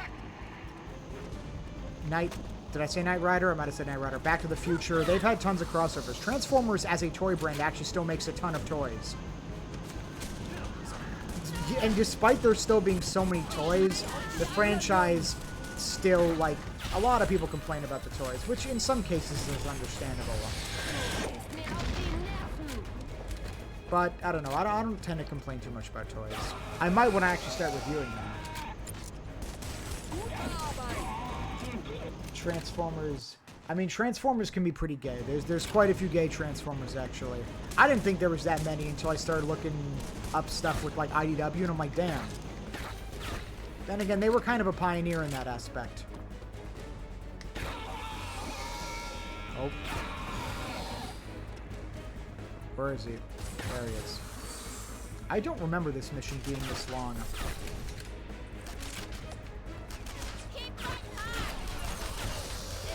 shit. I'm getting on it. I'm running ammo.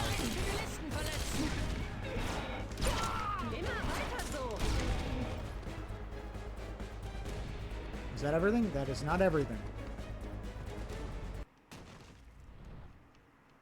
Get...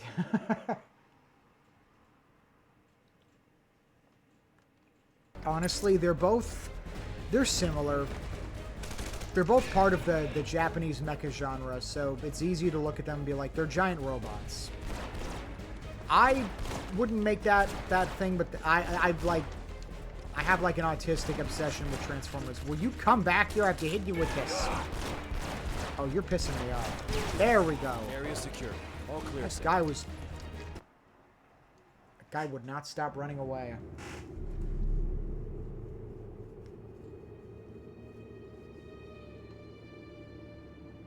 Oh, I kind of want to watch Gundam at some point. I have, like, no familiarity with Gundam, but it looks cool. It's people piloting giant robots, fighting a war. What do we do now? But I'm not sure where to start with that. I don't know. I might start with, like, the original Gundam. Everyone's dead. The commander's dead. We need a plan. Okay. Well, I'm going to apologize if you guys... Tell me if you hear any squeaking in the background right now. Right. Because I cleaned out my whole PC of dust and all that. Come on, Sam. And that gun long can't story blow short, dreadnought from orbit. There was a fork but in my the forge graphics is card modular. to stop the fan from barely moving. Taps its potential. If I had a mass driver, we need to see the Marauders. The Marauders. Should I check you for head wounds? Look, honestly, the yeah, they also aired around the same time is over unless the when a lot of Marauders can stuff from help Japan us. was being brought over to the US, and then like starting to become kind of a staple. Mason, it's easy to I'm forgive one of them. things or mistake things. as I'm a a kid. Marauder. Now, you'll have to get through the irradiated zone. We can build shielding I've heard for about your that. vehicle out of scrap. I have a friend So you'd better who start is looking very for into salvage. Gundam, Hold and on. I might talk to her sometime you about be a where to get marauder? into it. You'll because just she is have to very trust like me. in depth with I it. can't do this alone. But from what little I know, there has been a lot of We need salvage. yeah, Fine. that's the thing. Like Bleak in an interesting way is a I just hope you know is a how very you're doing, interesting Sam. like idea, like genre kind of like, how do I describe that? Just pretty much the way you said it, Bleak in an interesting way. Like seeing characters in a nearly hopeless scenario, but interesting, kind of like a lot of what is it, like cosmic horror stuff, where you'll look at stuff and it's like, oh, characters are like, you know, in a position where they can't really win. It's like a no-win scenario, or a scenario where even the main characters are less likely to survive, but you keep tuning in because it's fascinating to watch. It also probably deals a lot with space politics. Yeah? Just recently, I actually started watching a few episodes of Andor from Star Wars, which originally I was kind of turned off from it when it first came out because it didn't have the action that most Star Wars is known for, which kind of tickles the part of my brain that is an absolute adrenaline junkie that loves seeing stuff blow up. And that it's very much more like political sci-fi space opera like, as opposed to like, it does have action, but a lot of it is talking about kind of the inner workings. It shows a lot of the inner workings of the Empire and how like different people at different levels are being kind of held back by bureaucracy. It's fascinating.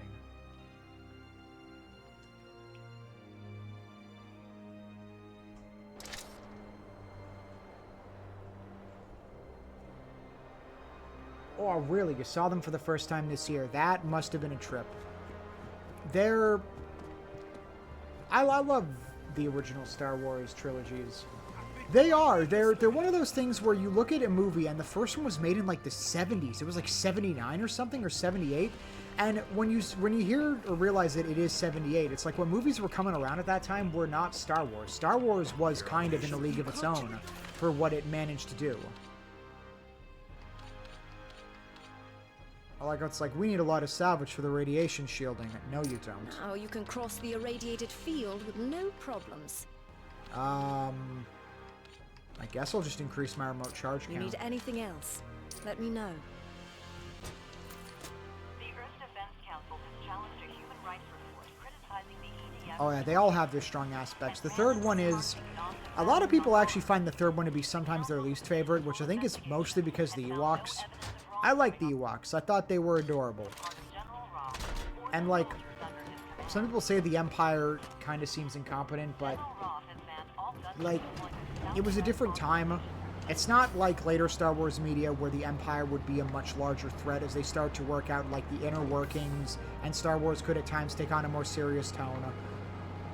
Like, Stormtroopers were never really meant to be intimidating at first. They, like, by the time the third one came around, so many of them had died that it was...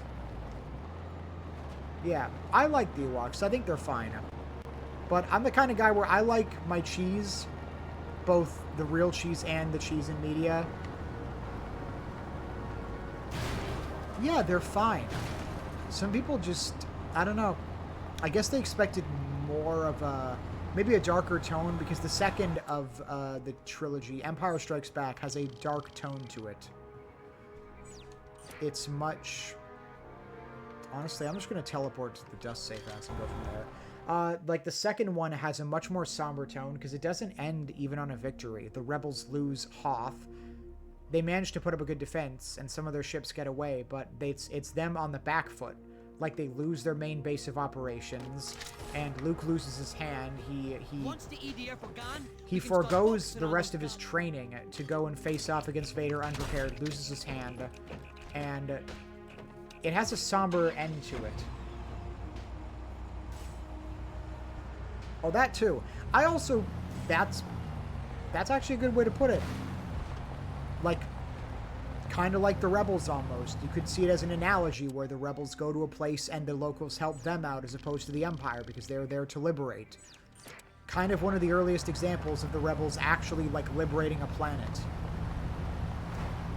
If you are watching, like, the new remastered version of the original trilogy, you might see some scenes at the end you don't really understand. Because you see other planets like Coruscant and Naboo, like, cheering at the destruction of the Empire, and, like, the destruction of the second Death Star, but you might not understand the context of that because those planets were more relevant in the prequel trilogy, which I really enjoy. I love the prequel trilogy. Revenge of the Sith, I think, is my favorite of the prequel trilogy, but if I had to pick a favorite of the original trilogy, I kind of want to go with Empire Strikes Back. With maybe Return of the Jedi being, like, second. I don't want to put A New Hope as the third one, but I feel like A New Hope... They're all close together. They're all great, but if I had to rank one above the other... Oh yeah, well that's the thing. You can enjoy them in any way you want. Even if you don't know what those planets are, it's still just people around the galaxy cheering at the destruction of the Empire. Like... It makes sense in context, even without the, what am I thinking? Even without, like, the extra details. Oh yeah, definitely. The prequels are... I love the prequels. Some people don't. To some people, the prequels are a bit, like... It's pure George Lucas. But I like them a lot. A lot of people had complaints about the prequels, more than they did about the original trilogy. But I really like them. My favorite character from the prequel trilogy was General Grievous. Am I gonna die if I get out of this car? No, I'm not. Okay, the radiation shielding works even if you're on foot. That's good.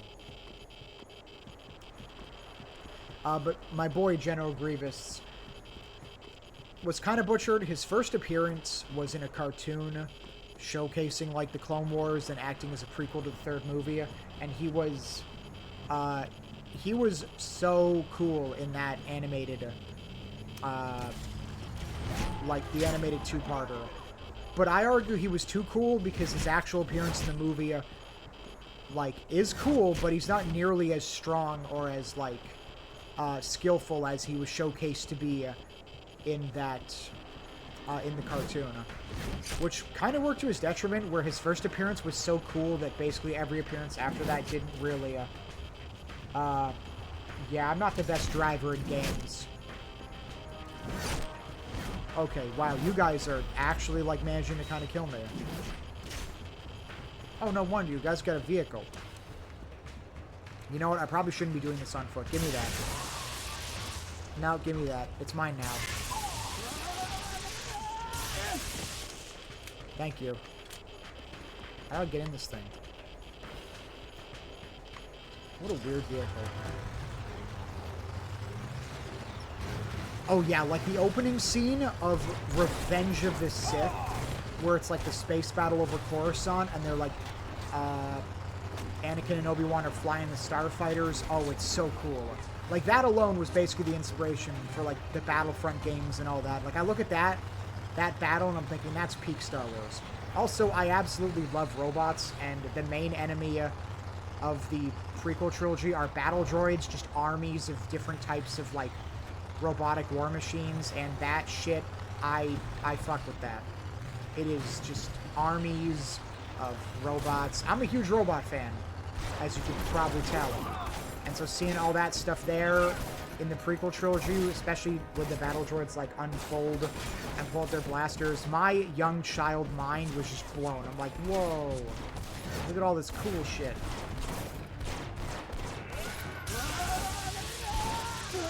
I didn't even need to roast that guy. I just thought I'd do it. Oh, there's a lot of you guys. Okay. As long as I can get to the mission, I'll be able to... There we go. Okay, the Marauders will be friends now.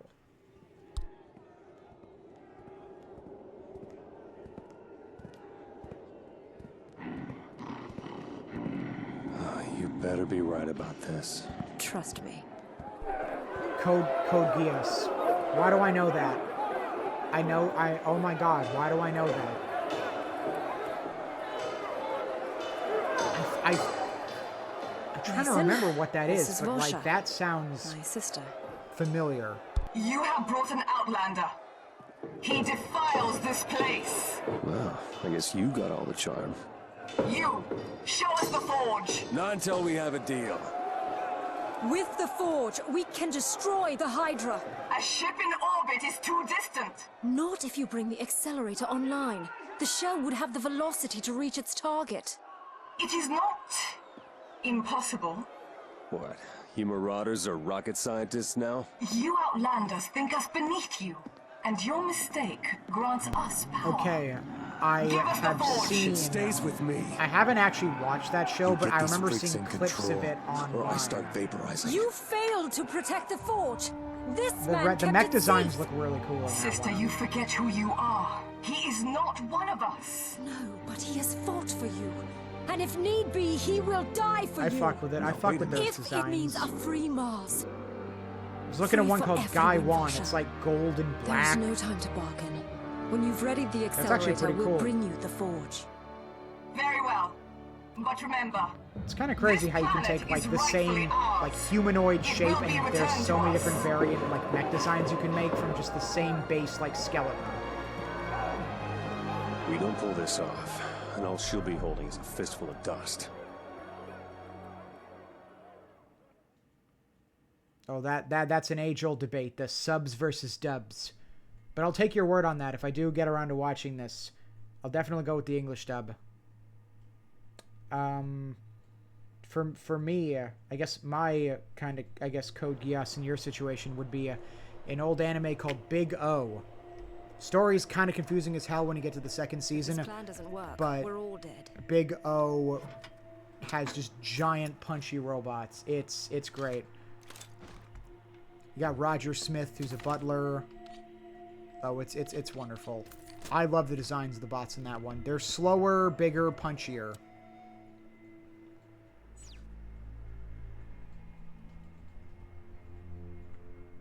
No shit, that's where the fucking meme come. What the fuck? That might be where, because like I searched up and I saw pictures from the characters and thinking I've seen that fucking face before. Someone dubbed over clips of that with the soup store. Huh. You learn something new every day. I'm guessing it's an old one. Oh, I forgot we get more missions in EOS now. That one's like right beside that one. Let's do that one.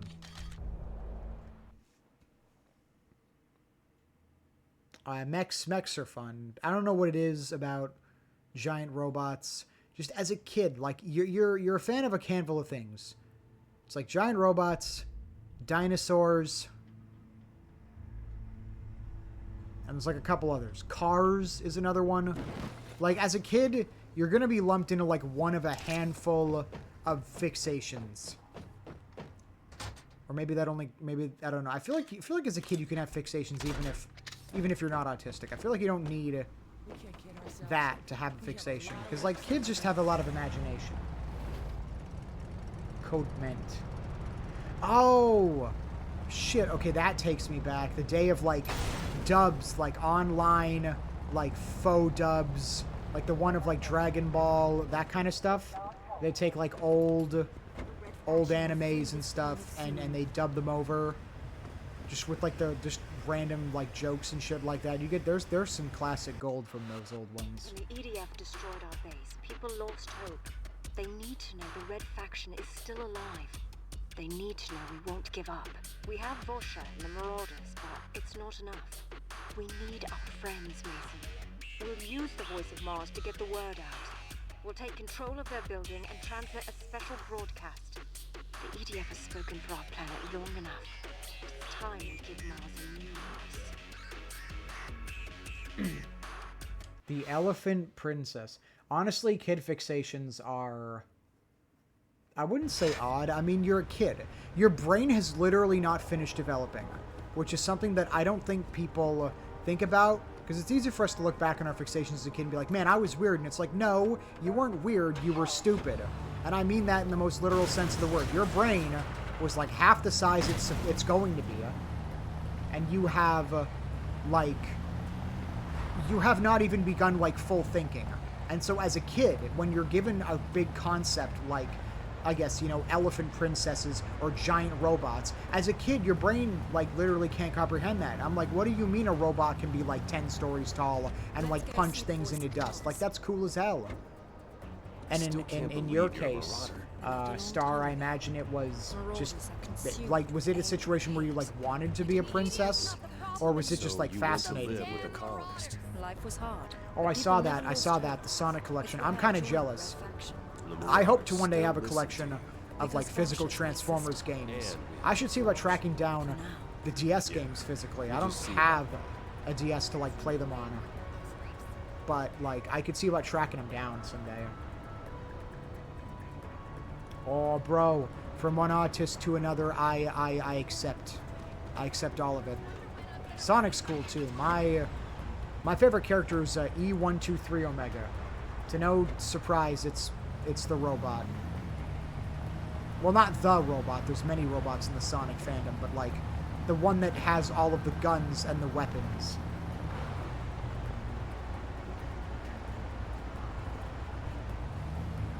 You see, that's something I'd watch, because I know nothing about the Elephant Princess. So everything you show off would be a complete curveball to me. Like, I would see Season 1 and think, this is kind of weird, and then you talk about Season 2 and whatever the hell happens there, and I'd be like, man, I wasn't expecting that. That's the coolest thing about having, like, an interest. And with, like, social media and the internet, where it's like, do you like something? Well, if you can get, like, some editing software, you can talk about it and just make stuff. Like, what do you mean you can just make videos? Oh, absolutely. I love Gamma. One of the E-Series robots sent to track down Froggy. Big's frog. I forget why. I forget why I was supposed to track down the frog. I think the frog had a Chaos Emerald. They had to get the Chaos Emeralds. And there was multiple of them. And you could play as him in the game. Yeah, in Sonic Adventure 1. And his final fight is really sad because you fight the last of the other E-Series robots. And then it ends with you two, like, destroying each other. We're here. Let's secure and he has a flicky inside of him, I think, the little birds. And he, like, flies off with his family because his family members were in, like, the other E-Series robots, which is something you don't really hear about too much, like the fact that Eggman used to put animals in machines. Nowadays, they're just kind of like complete robots. Yeah. Yeah, he ate the emerald, which you would think would, like, give him powers or kill him, but I guess he's just built different. And I am a member of the Red Faction. Big the Cat's probably built different, come to think of it. I love the 180 that people have done on Big the Cat, where he used to be like a character people thought was cringy, and then somewhere along the line, everyone turned around and said, no, this guy's cool.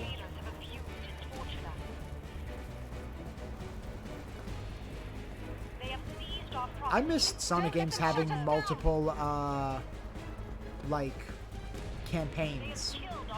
Because Sonic 1 had, like, 5 different campaigns. No, sorry, Sonic Adventure 1 had, like, 5 different campaigns. And, like, even just the thought of that, it's like, what do you mean this game had, like, 5 different campaigns?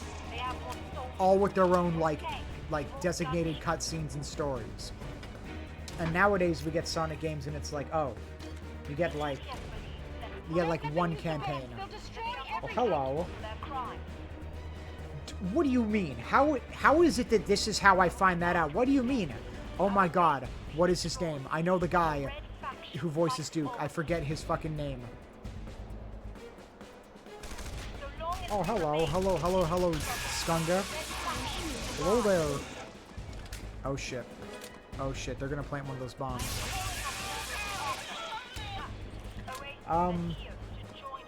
John St. John. Oh, I love John St. John. Oh, he's great. I kind of hope we get another Duke Nukem game eventually. I figure we'll be getting one, like, soon.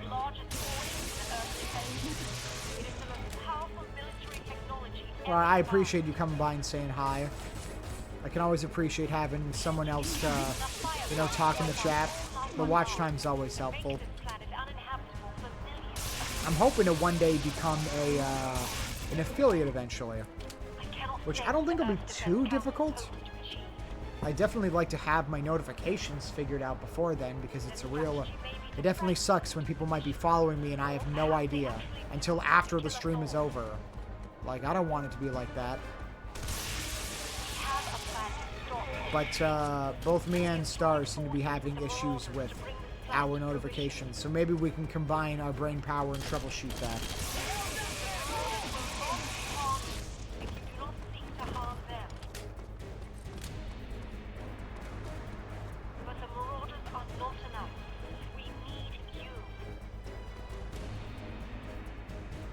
Oh, I appreciate that. If you're, I definitely appreciate the mute.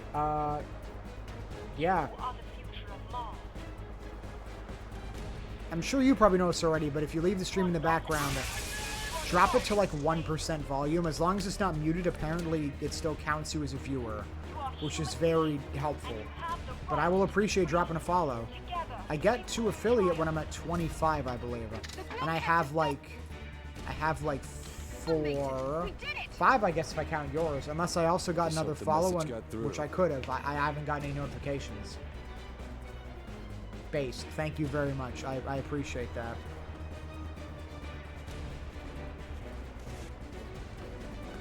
This has been a pretty good stream. I'm almost done with Red Faction, actually. Oh shit. Thank you, Chan. I figure I should probably call you Chan. I don't know, calling you girl just sounds like... I don't know. Chan sounds more specific. This isn't a... That is a pit. I don't think I can go that way. Add rewards. I will add rewards very much. When I become... I don't know if I can add rewards before I become an affiliate. If I can, I'll add them. And if I can't, then when I become an affiliate, I will add rewards. I've seen rewards on Stars 1. I used one of them to get her to play like the kazoo. So I'm interested what kind of rewards I could add. I don't really do like the webcam, face cam stuff, so I don't know if there's much I could add for rewards. I'd have to like really think on that.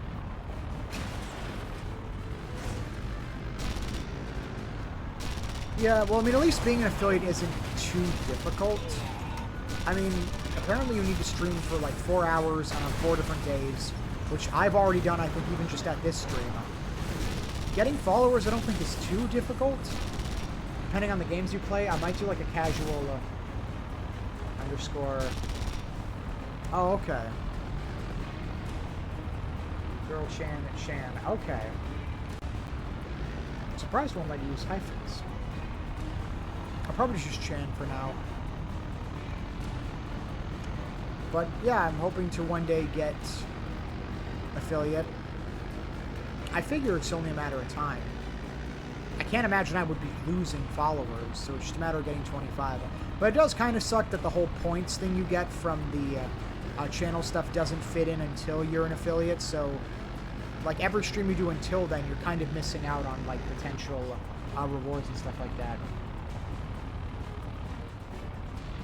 Oh, my profile pic. It is a green rocket launcher mill grunt from Metal Arms Glitch in the System. One of my favorite video games as a kid. I may eventually switch it to be like a Transformers character or OC or something if I want to make one specific for the channel, which I could make. But for now, I was like, well, I like Metal Arms, and I've already got a lot of Transformers-themed stuff, like the background on my channel is the tower from the opening Cybertron scene in Bumblebee, and oh, my donation, my tip, is a bunch of the Decepticons drinking, like, Energon. You've seen that thing. What do you mean? Like, you've played Metal Arms, or do you mean you've seen, like, the movie? Like, you've seen the Bumblebee movie?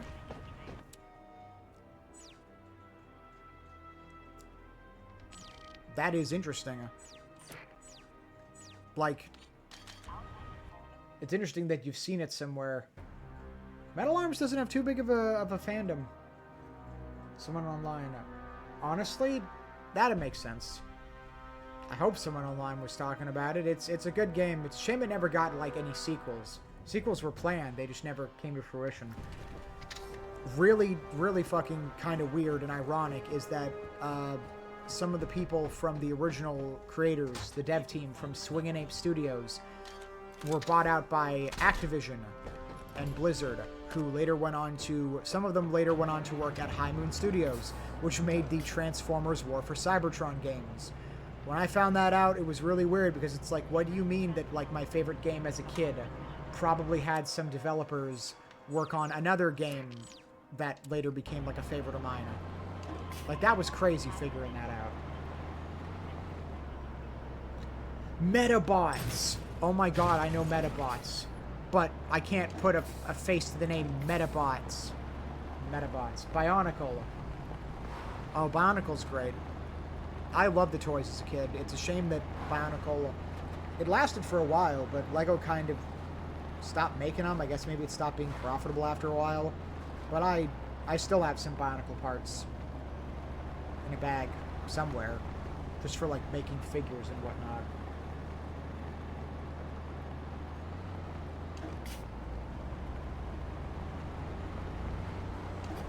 There's a big sea of fandoms out there. I imagine we're all outsiders to a lot of things. It also feels kind of weirder, too, when the thing that you're an outsider to is, like, old and hasn't had a lot of stuff for it. Like, Transformers has a lot of jumping on points because it's continuously getting new content and stuff being made about it. Whereas, like, older stuff like that, then we'll launch it from the accelerator. if you wanted to, like, actually have any of the figures, you'd have to track them down, and they're all probably disassembled. It's light enough for the accelerator. Bionicle, Metabots, Metal Arms, probably. It's... Metal Arms hits that what am I saying? Mason, check your map. We need you at this location. It's like robot, third-person shooting destruction stuff. I imagine kids would be a fan of that. Bionicle 2 is technically about robots, although I think they're meant to be bio-organic or techno-organic or something. Metabots. I know that, but I can't think of what they actually look like. Oh, absolutely. Yeah, there is no shortage of that on the internet. Transformers especially. For me, my personal flavor is Transformers, where I know a lot about the lore. The lore is simultaneously deep and also not deep, because nowhere near the target. One thing that makes Transformers very easy to jump onto is every show that comes out is pretty much in its own universe. with a new set of characters, So the guns are back online? even if they're like old characters, they're usually reimagined. This plan keeps getting better Unless and better. some series have direct continuity with one another, but most of the time, a lot of the series just kind of exist in their own universe, so they can be viewed individually without really needing a lot of context. Nope.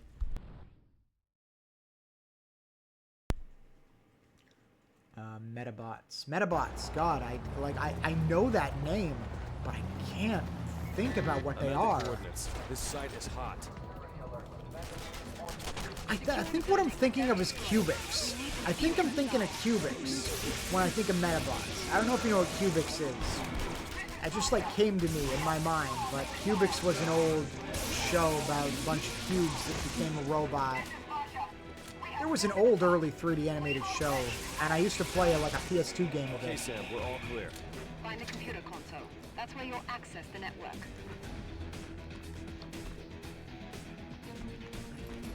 Okay, time to play a little shooter. Found the console, Sam. Now what? I'll transmit the access codes from here. Just hold on. So what's your flavor of fixation? You said Sonic, right? I've got a visual on the Is it like Marauders all now. Sonic, or is it like specific parts of Sonic? When the reticule is on the target, pull the trigger to fire the guns. Find the target, pull the trigger. Got it. We're not going to have much time, so don't let the Marauders get bogged down. Keep that truck moving. Protect the truck. We're not going to get another shot at this. Oh, I'm supposed to protect that. We need that missile to destroy the Hydra. We can't afford to lose that missile. You need to hold them off. I like them getting like 4 like negative reaction like lines of dialogue because I kept hitting the vehicle with the missiles that I'm not supposed to. Man, Sonic has a lot of lore. I've got a friend that like is also obsessed with Sonic. He loves Ian Flynn's works with the comics and all that. I don't know if you've read like the Sonic well, I mean, I figure you probably have. I don't want my comments to come off like they're negative. Like, I don't think you read that, but like, I mean that in like the most sincere way of like, I don't know. I should probably say I don't know instead of I don't think, because I feel like I don't think sounds a little more antagonistic. Little yellow and white. Oh my god, I know what you're talking about. Yeah, it's like 2D, right? It's old, it's 2D. Okay, that's good. I don't tend to worry about stuff like that, but like, you know, like this is streaming. I try to be a good host. Also, I can be a bit awkward with the way that I talk. You know, interpreting certain things, especially through text, so I sometimes don't realize if what I'm saying might be coming off as like a different flavor than what I'm trying to pass on, you know? Very anime. Okay, then I know it. I fucking know Metabots.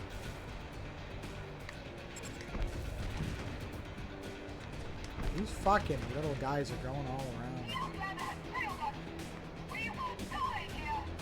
Don't say that. Nope.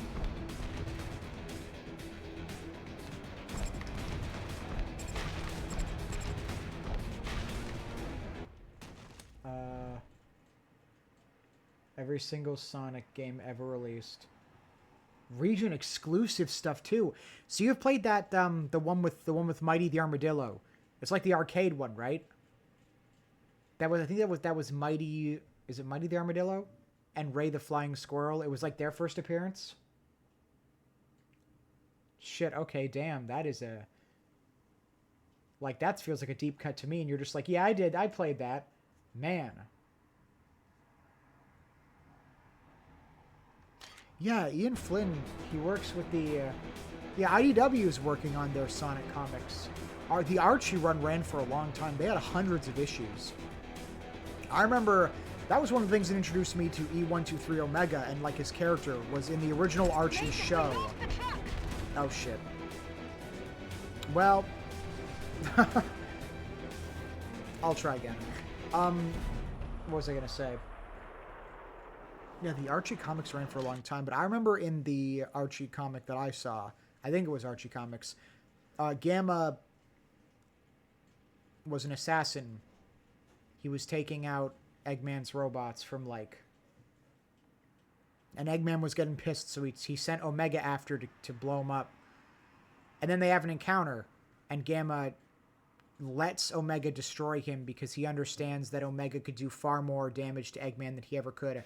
And he transfers his consciousness, bits of it, to free Omega from his programming to give him a personality. And you can even see like his red text turn to white as Omega then joins Gun and by extension Team Dark. We need you at this location.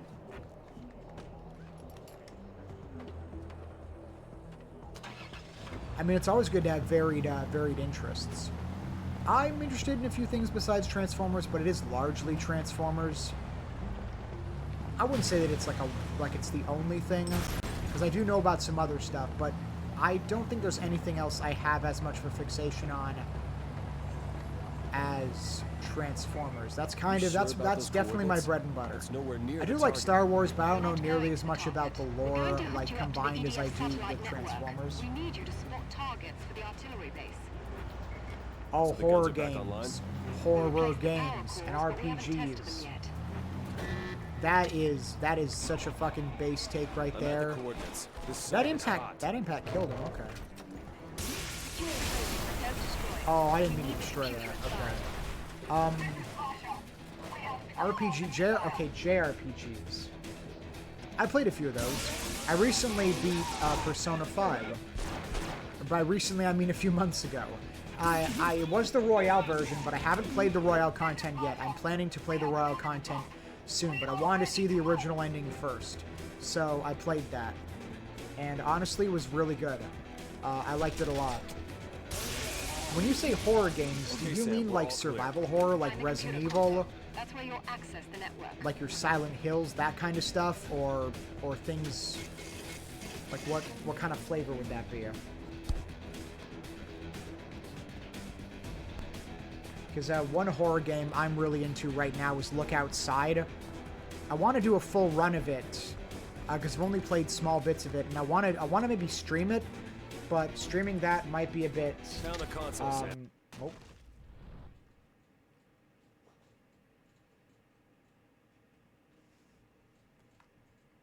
Really complicated. CRPGs. What does that mean, CRPG? Marsh's people have acquired the missile and are on their way. They should be coming into range soon. Well, Look Outside, I love the artwork that it has. It's got Lumpy Touch. He's a guy who makes a lot of fucked up animations on YouTube, but he is a wonder with pixels, making them all look classic. Keep that truck moving.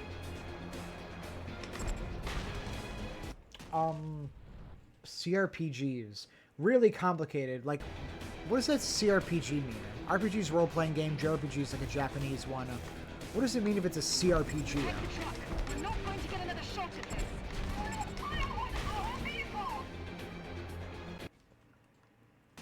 Oh, okay.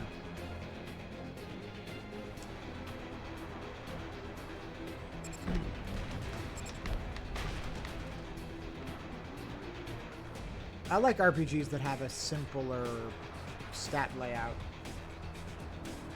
But I do like horror games. Horror movies, too. A lot of stuff involves, like, body horror and stuff like that. I just find all that stuff fascinating. Like, The Fly with Jeff Goldblum or The Thing. Classics. Absolute classics. Wonders in practical effects, too. Virus is a good one as well for me. A lot of robot horror, stuff like that. Really cool. That vehicle really just count as, like, damaging it. I remember this mission not being this difficult. Don't let them near the marauders.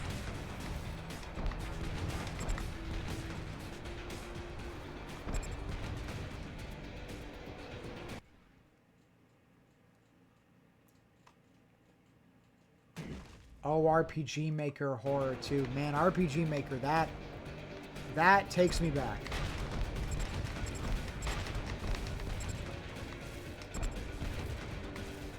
RPG Maker horror. Look Outside's made in Game Maker, and looking at it, like, it kind of gave me vibes to the classic horror stuff. This Game Maker's along the line of, like, people who had an idea of making a horror game, but had, like, a simple Like, it's a simple engine that people can use, where the base mechanics are already kind of there, so it's more so just you making a really pretty coat of paint on it. Look Outside would be really fun, I think, to stream, but I would probably have to put like 15 content warnings on it, because this Look Outside has a lot of like body horror. We're talking like eyes, mouths, teeth, all that kind of stuff. There's just a lot of...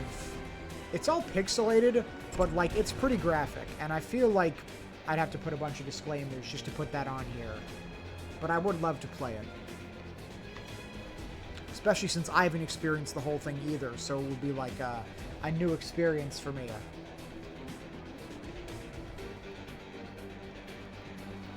Not getting attacked, are they? Okay.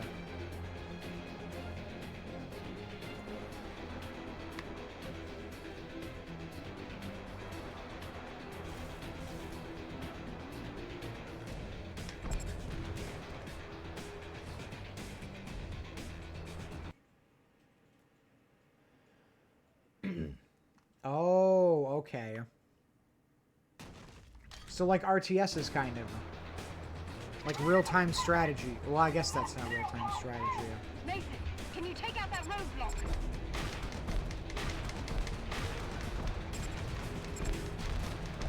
That's a lot of roadblocks. Don't let the marauders sit there. Hurry and clear the roadblock.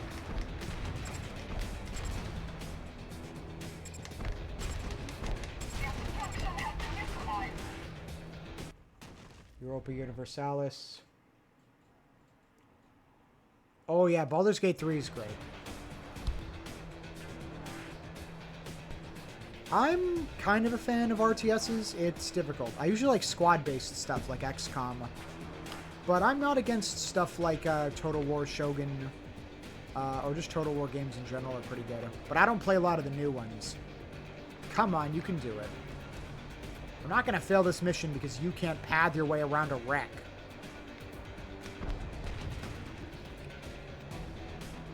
There you go. Okay. We can't afford to lose that missile. You need to hold them off. We have reached the destination. You did it, Mason. We'll take it from here. I'm shutting down the uplink. See you at the safe house.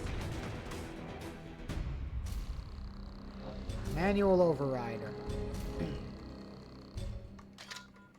Beautiful.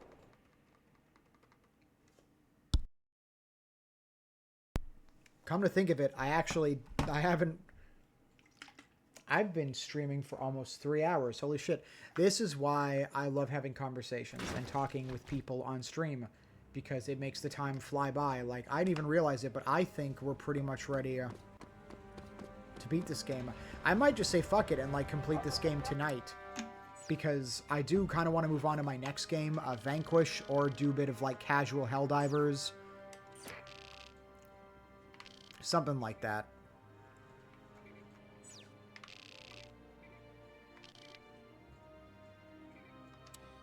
I'm a big fan of different horror games. Silent Hill's great. I love Silent Hill 2. I do want to play the remake. I love the psychological aspect of Silent Hill, that it changes based on your personal experience. One thing I was never a big fan of was Pyramid Head, not the character. I love Pyramid Head, but his appearances in multiple Silent Hill games after 2 never made sense to me. The whole point of Silent Hill is it is personal. You go there with grief, with trauma, with sin, and it turns itself into something that mimics that. All the enemies, all the encounters, everything in it is a reference to something that, oh my god, Steve? Is that his name? I forget his name, but everything is like a reference to his trauma, his grief, stuff that he dealt with. Yeah. Because Pyramid Head is meant to be a representation of him, like, hating himself, I think. His failure to stand up to him. Because at the end of Silent Hill 2, you fight, like, 2 Pyramid Heads.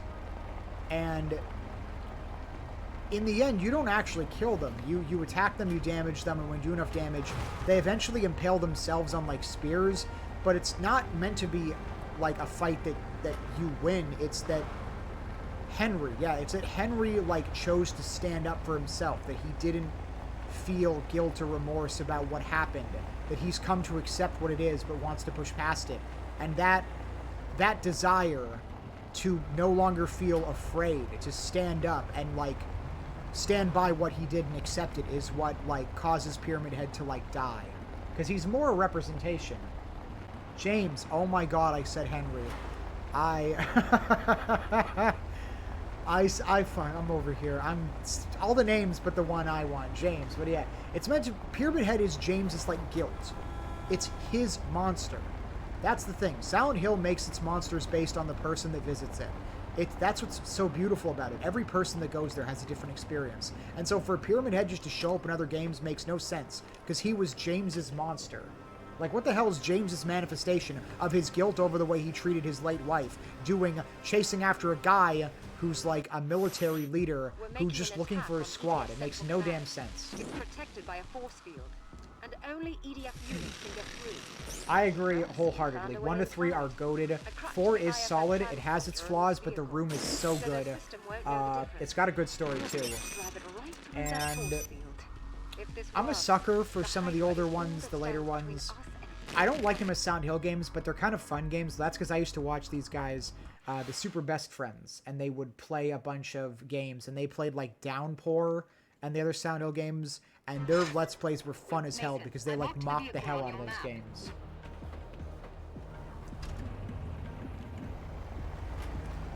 Oh yeah, the nurses too. I completely forgot about them. Like, obviously, I get that some of that was probably pushed forward for the sex appeal that they added. But, like, again, the nurses also are meant to be a representation of James's infidelity. How he viewed other people, like how he viewed the very nurses taking after his wife. Like, it's everything is meant to be a reference to something. Alright, now drive it to Central Command. How many of these did you rig? 1. So you're saying I should be careful? It's interesting hearing Mason talk in this game, because he's voiced by the same guy that voices Snow in Final Fantasy 13. So I hear him talking, and I keep thinking that it's Snow. Because while I played this game first, I really like his performance as Snow in Final Fantasy. Silent Hill F. Oh, I haven't seen the actual, like, stuff on that yet. I haven't seen, like, the trailer, but yeah, it's like a new Silent Hill game. Like, fully new, not a remake, but like an actual new, like, product. The power station is down. That guy just died from debris. Oh, what the hell are you doing? Get ready. Here comes the cavalry. I've flagged key targets on your map. Those buildings are your top priority. Oh, Troy Baker's great. Troy Baker's one of the GOATs.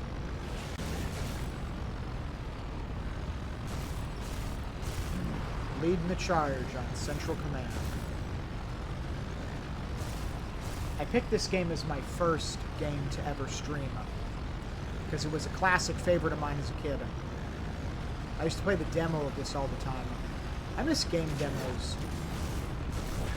I remember, this is going to make me sound really dated, I remember when I pulled Pajama Sam, No Need to Hide When It's Dark Outside. I pulled that game out of a damn cereal box when I was like 8. That was, oh my god. Hey, wait. I need this. No, give me it. Okay, thank you. This will make this mission a breeze. Oh my fucking god. This is perfect. You are the best viewer I could have ever gotten. I can't believe it. Yeah, 1 and 3 are great. I have not seen much about 2, but I had 1 and 3. I never played 2. What is it that makes 2 bad exactly? I'm curious. I haven't played 2, but I'm curious to hear your hot opinions on the Pajama Sam universe. Oh, Jesus. Wait, was I supposed to destroy something back there? No, okay, it's up here. I can fit the tank through here. Yeah, it was in like a factory. 3 was cool. I liked it was based around food, but that's because as a child I very much loved food. I still love food. I should not embellish history. I've always had an interesting relationship with food. By interesting, I mean I consumed way too much. And, you know. But what kid wouldn't? Especially in my position where I had access to basically as much as I wanted. Absolutely. 1 is amazing. I love playing cheese and crackers and seeing all different characters. And the coolest thing about that is that it had... What the hell am I thinking of? You could replay it. And there were different, like, spawn locations for the core items.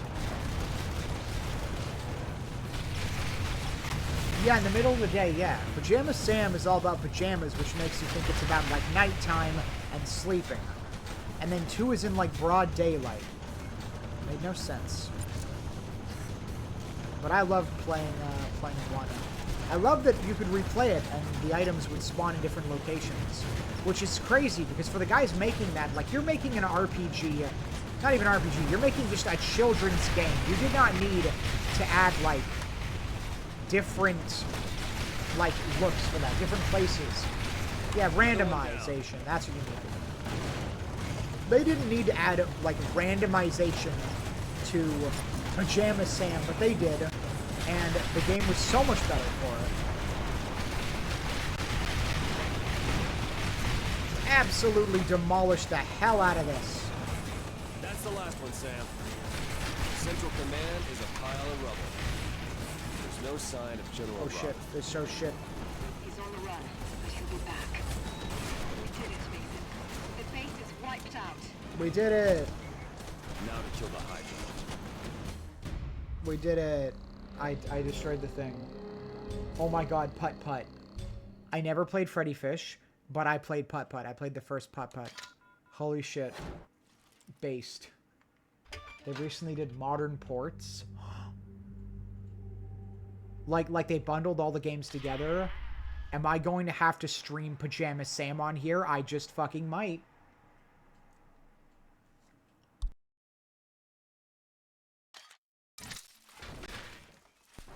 If that is available on PC, I mean it is, it's a PC game, but I may have to totally fucking stream that one day, just for fun and old times. Oh, that's, I love streaming, man. There's so many, like every time I do a stream, I get an idea for another game where I'm like, I could stream that. Like that would be cool. I could totally stream that, and then it'd be so cool. Oh, they're on Steam. I should not have been told this information. This is going to change everything now. Be like, I don't know, what should I stream? Look Outside or Pajama Sam? It's Pajama Sam. It's going to be Pajama Sam. It's going to be Pajama Sam. But, yeah, for Look Outside, if I do stream it at some point, is there a way to put disclaimers or something on your stream? Because Look Outside does have a lot of graphic material in it. And I'm curious if people are going to be sensitive to that. Especially with certain phobias. Like multiple eyeballs and stuff like that. I don't know if there's a way to... Oh, I'm going to die. I'm not dead. Okay.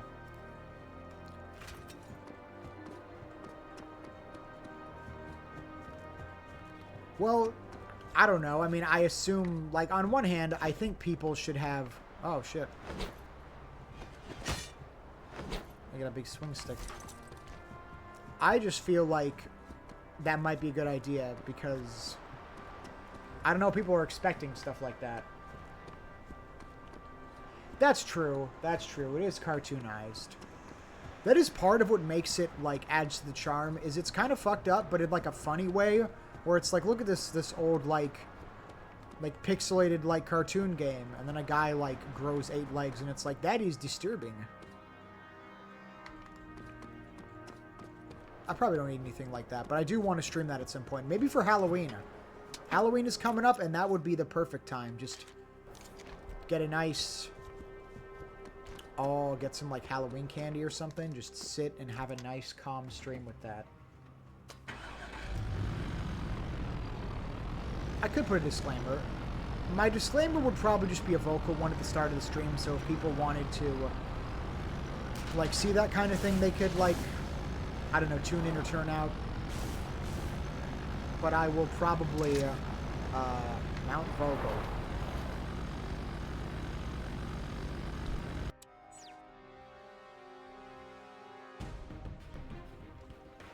It is, that, yeah, it's, there's a lot of games I want to do. Like, I want to do a co-op run with Starla on Dead Rising off the record. That'd be fun. She would play as Chuck, I'd play as Frank. And I think a co-op stream would be interesting because it would be, like, people could tune into either stream and get two different perspectives depending on what we're doing. That's true. Well, there is a difference between me shooting a guy, like, there isn't, like, dismemberment in this game, so I'll shoot a guy in, like, full armor, and there might be a little bit of a blood splash, but the models themselves don't, like, change, versus, like, like, a pretty detailed, pixelated description of a guy's face turning into, like, a mouth with teeth, is kind of how I view it, of, like, you know? Maybe. Then again, maybe I'm just being oversensitive. Or maybe that's not such a thing. I don't know.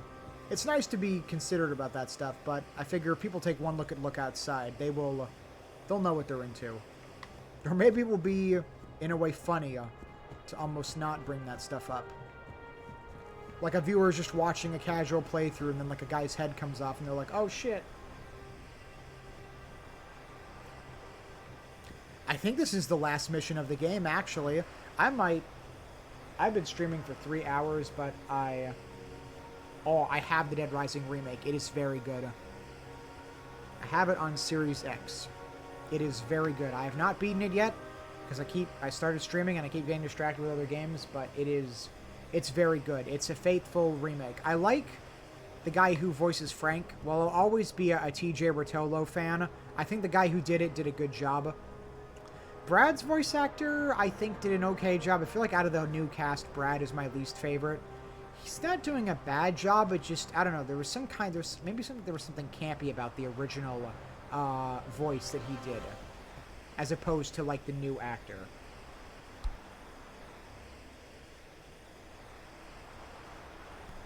Oh, I know that feeling. There are a lot of games that I want to play. Mason, here's the plan. It's not even necessarily like a finance aspect, because if you know how to torrent, you could technically get any game you want for free. But it's also a matter of running the game. Like, my PC's old, and I want to play, like, Space Marine 2, but I'm not going to be able to play that on my PC. Not right now. Not until I get a new one.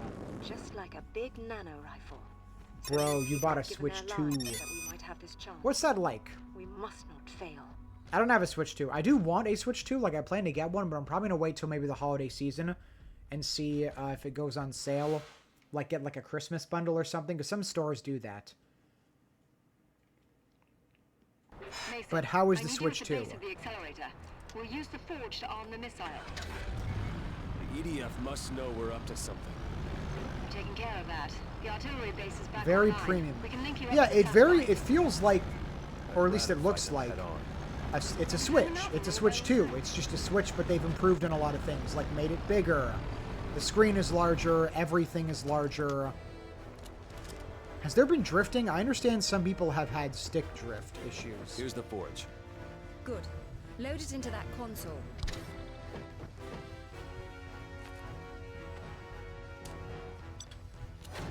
We've got reports of EDF incoming. Get over to the guidance controls. Don't worry, Sam. I won't let them through. I just need time to arm the missile.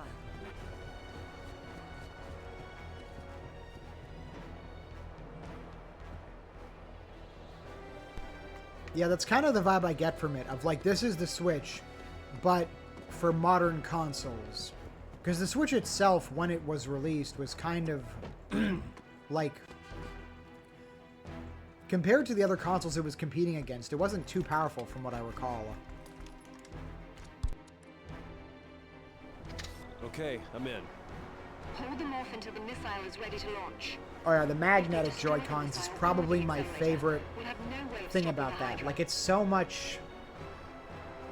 It's such an improvement over the original, because people would, like, slam them in, and they'd get, like, broken and stuff like that.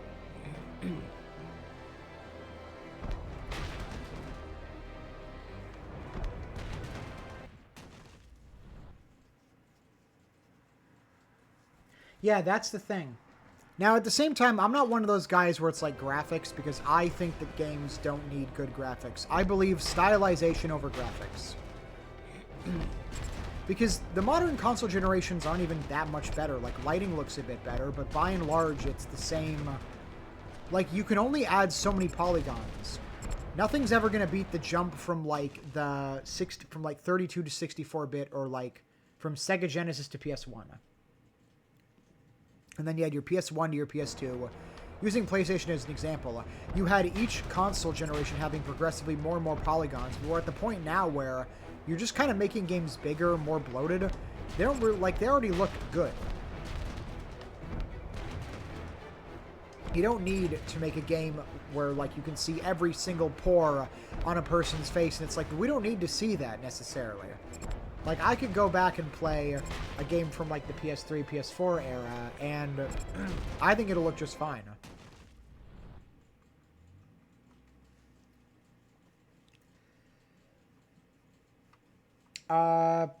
Both systems. Yeah?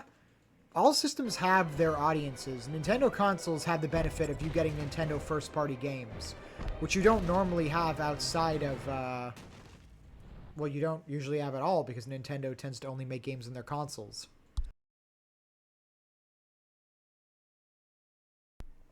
Especially when compared to, like Nintendo, they're Nintendo exclusive. Because Nintendo doesn't release their products usually on any other consoles. So you're getting actual exclusives, the most exclusives. Because with Xbox, there's not even really a reason to own an Xbox if you have a good enough PC, since all the games are released on PC. And with the PS5, if you have a good enough PC, you have pretty much all the games except for a handful of exclusives. But if you're not, like, into PC or whatnot, I can understand still getting a PS5. It does have the haptic feedback, which fascinates me.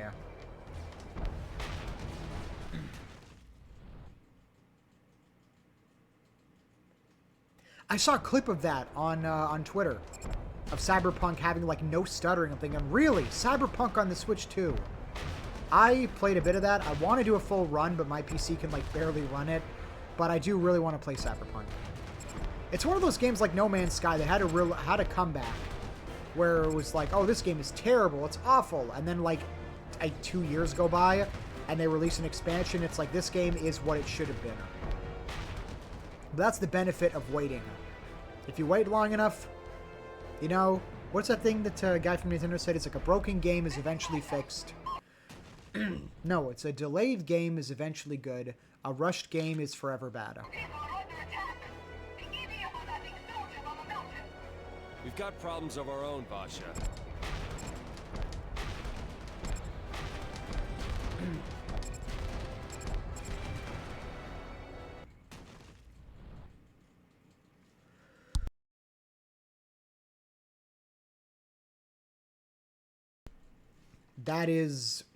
That's definitely an idea of, like, games that were being developed at the time for better hardware, but were forced to kind of lag behind and work on old hardware. Like, Baldur's Gate 3 was released on Xbox One and PS4, but they had to remove the split-screen local co-op, and they basically said, we are not going to budge on this. We cannot make it work on this, like, console. The hardware's, like, primitive, so if they're like, if you want us to launch it on this console, this hardware, we have to cut some things. Xbox has that problem too, where there are things have to be compatible with, like, the Series S. And it's like, all the games made for the Series X have to be compatible with the Series S. So what's the point of, like, getting the games if they're... Oh shit, I'm disconnected. Like, what's the point of getting the games, like, for the Xbox Series X if they're not gonna be using all that power they have because they're forced to be backwards compatible.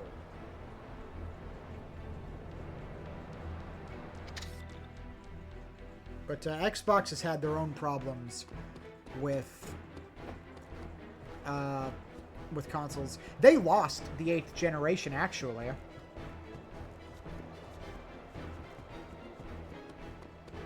Mason, here's the forge. The missile is armed. We ready to launch? Not yet. The Marauders need your help. They're defending the control tower at the top of the mountain. We can handle things down here.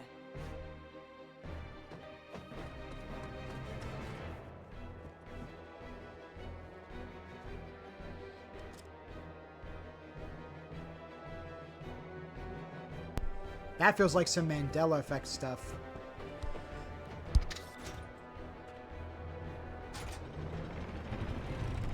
Where, like, it wasn't said, it was misconstrued, but it seems like he agrees with the sentiment. Where, yeah, like, if you if you delay a game, eventually it will be released, and it'll probably be good.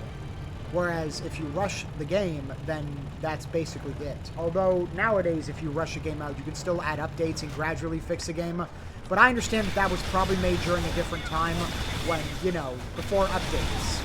You know, older consoles didn't have, like, internet connections. So when a game released, that was it. That was the version everyone would have basically forever, unless you get a remake.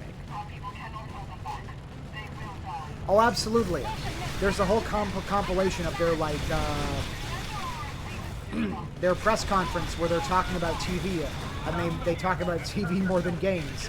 And someone asked, I think, Jeff Keighley, of, like, he's from Microsoft, right? Yeah, he's like some people called him the Dorito Pope, because there was that picture of him with, like, the Doritos and Mountain Dew stuff. That was kind of a meme for a while. But they talked to him, they're like, oh, well, if we want to play, like, games, where do we go for the games? And he's like, if you want to play games, we have a console for games, and it's, like, the 360.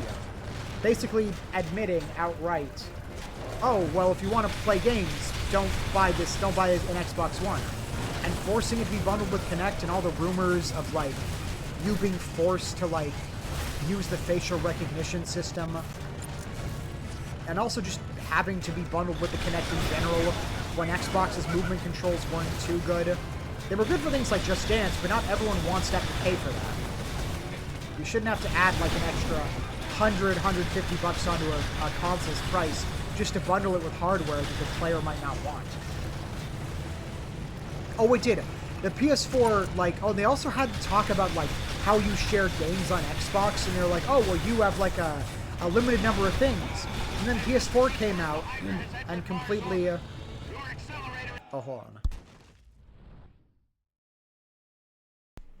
The PS4 came out and just completely, they ate their lunch. They dominated them. Because they literally, like, this is how you share games in the PS4, and they just, like, handed the games to each other physically, and it's like, yeah, that's all you needed to do. They showed off tons of, like, first-party games. I think the PS4 was when they showed off, like, around the time God of War, like, not Ragnarok, the first one. They absolutely, they lost that whole generation, and Jeff Keighley and Xbox in general to this day has the consensus that they are doing so much worse. They're still suffering today financially because they lost basically a whole generation due to the way that they treated their consumers and their ideas of what people wanted. That is a lot of vehicles. Holy shit.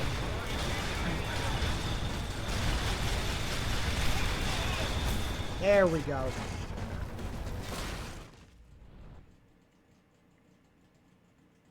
Oh yeah, DRM, yeah. Yeah, that was it. He's like, oh, if you don't have, like, 24/7 great internet, they're like, go play the 360. Like, what an absolute buffoon thing to say. Like, how out of touch can you be with that idea? Like, not everyone is going to have access to good internet. And even nowadays, like, even now with the Series X, or Series X and PS5, no one's talked about always online. So the fact they were talking about that, like, 8 years ago, like, 10 years ago is insane.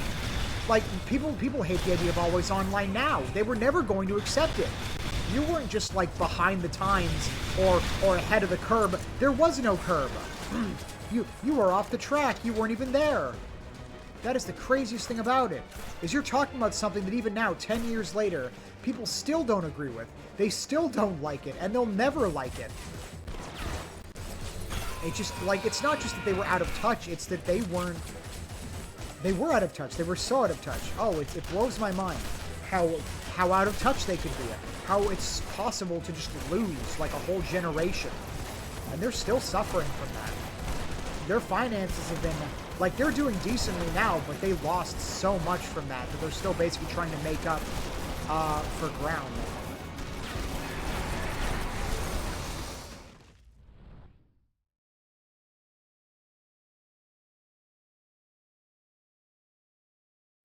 That too, yeah, the Kinect had to have, like, an internet connection to work, even though, like, it's a console.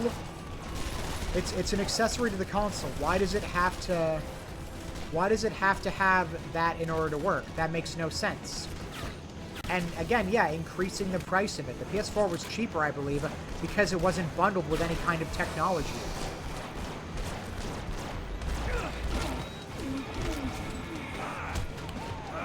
They basically gave them a W. They basically just surrendered.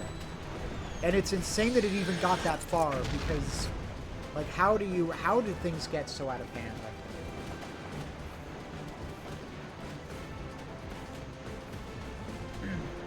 yeah, I mean, PS5, like, well, I don't really have any reason to get a PS5 besides maybe the Demon's Souls remake.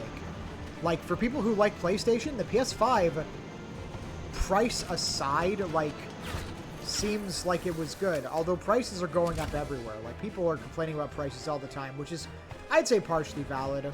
Prices going up does suck. And in some cases, I don't think it's justified. But the hardware is at least there. Like, it's... They didn't fumble PS4, and they haven't fumbled the PS5. Oh, shit. Oh, you're fucking coming to me! Why are you zooming towards me?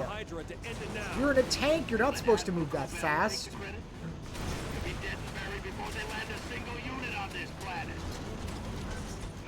Honestly, Microsoft has been talking about potentially, like, dropping out of consoles and just, like, developing games. Which would be an insane development. Because, like, it's always been the three. Ever since... I mean, I don't know how old you are, but, like, ever since even I was a kid. Hello? Hi. Hello?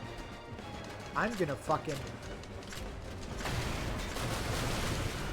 Okay, well, I can't detonate that when you're right in front of me.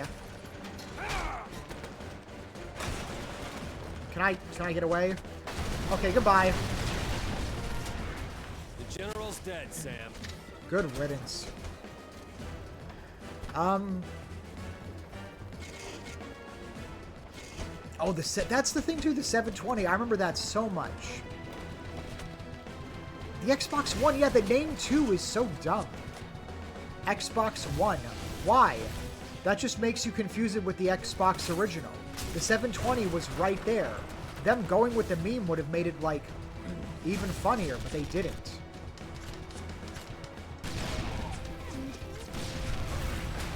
Ah. No.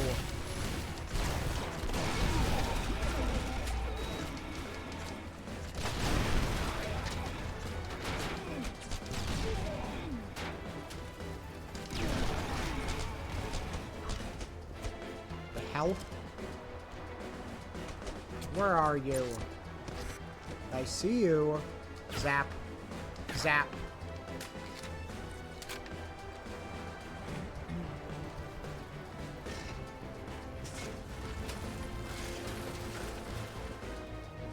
Next codename was, yeah, Xbox Scarlet, which did sound really cool. Maybe, like, changing their color from, like, black or white to red would be cool. I used to have a red Xbox 360 styled after the, it was a red Resident Evil 5 version.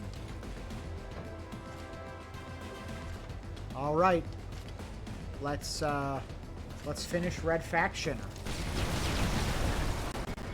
I did it, Sam. The launch tube doors are open. We're ready to launch. Might want to cover your ears.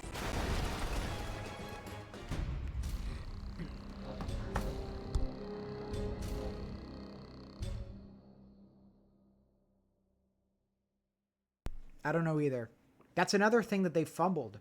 Like, I don't know if you want to know what the PlayStation you're playing is. I don't know, 4? What was the sequel to 3? PS4. What was the sequel to PS4? PS5. You know what's going to be the sequel to PS5? PS6. KISS. Keep it simple, stupid. Words to live by. Oh yeah, the 360 and the OG were great. I don't really know why they called it 360, but at this point it's ingrained in my memory. The 360 was goated. It's just a shame that after the 360 they fumbled like everything.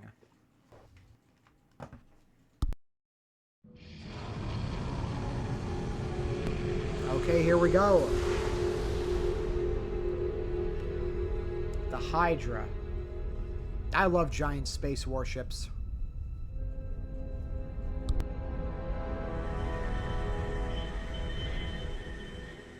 This is EDS Hydra to Ground Force Command. Omega Legion standing by for deployment. Confirm drop zones. I say again, confirm drop zones. Find and secure the nanoforge. Make best efforts to spare infrastructure, mines, and industrial zones.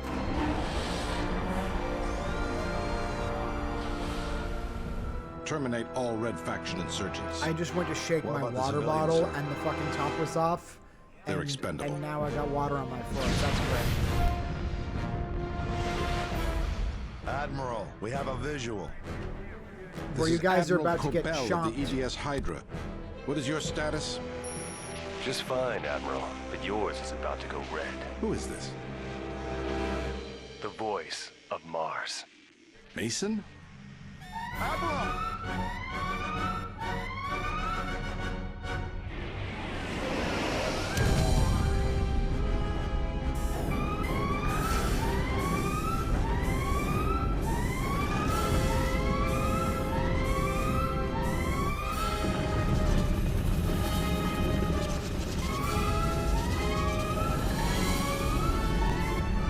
Boy, I hope they got insurance on that.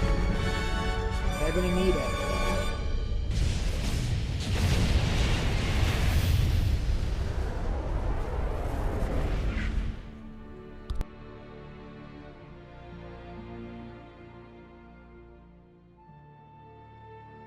I have never actually played Red Faction 1 or 2, but they're on Steam and I'll probably play them at some point.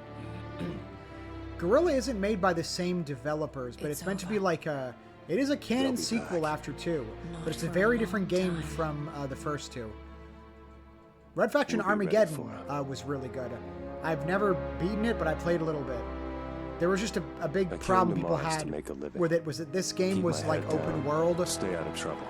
Whereas the sequel was very linear, but it still kept the destruction physics. The Red Faction gave this planet a voice. Mars. Honestly, Red Faction 1 and 2 I hear are pretty good. And because they're so old, you can get them probably off Good Old Games or Steam for really cheap. There we go. And that,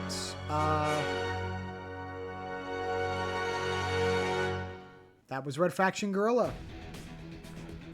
The Re-Mars-Tered edition. My first game completed on Steam. No, wait, why'd I say that? I've completed many games on Steam. Stream! Oh my god. I can tell I'm tired. It is 12:31 a.m. Jeez. Man. Well, I'll probably end the stream soon. Damn. Chan, or Girl Chan, were you expecting to be up this late? Like chatting up and stuff like that?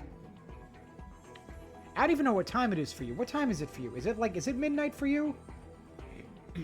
Or are you in like a different time zone?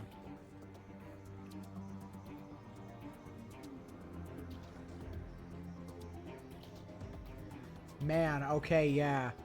Well, I'm glad that I finished this tonight, actually, because that means that tomorrow I'll either do a stream of Helldivers, casually maybe, or I'll start playing Vanquish. Something. I don't know if you're available tomorrow, but if you're following me, you could jump into the stream tomorrow. I try to stream roughly around the same time. I might try and start my stream a bit earlier tomorrow, maybe around 6 or 7. But if you are available tomorrow to tune in, spread some more messages, talking with you has been the most mental stimulation I've gotten tonight. Like for the stream. That last hour was great though, actually talking to people. Because like playing the game is fun and all, but a big part of streaming isn't just playing the game, it's enjoying the game alongside like conversation. Well, I certainly appreciate that, and hopefully your follow will be one of the ones that gets me closer to affiliate at some point. I figure it's only a matter of time. And if I do stream some Helldivers, that'll put me in a category where a lot of people are watching, so maybe. Or I'll jump into Vanquish, but regardless, I am finished with Red Faction now. Do I get anything for loading back in? Trying to remember that.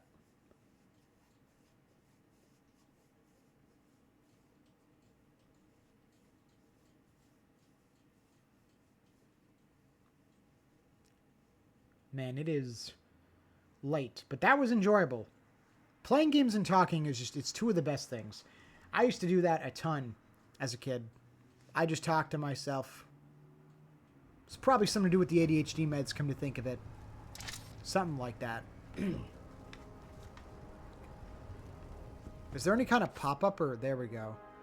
I've got insane difficulty. I can play with the Gold Breaker, which I already have equipped. Reset destruction.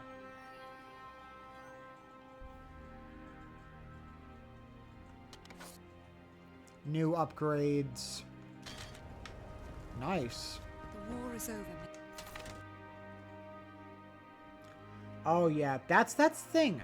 Getting to talk to people, like, I don't know if I want to use the word parasocial, but just being able to talk to someone, it's fascinating. Like, I don't know where you live or whatnot, but like the idea that someone could be on the other side of the world and like you could basically instant message someone playing a game and talk to them, have a conversation, inquire, you know? It's just cool. It's one of the things about technology. It feels like it kind of brings people closer together. It makes things really cool. Chill small streams are good too. I'll probably do some just chatting streams, but I'd like to play something.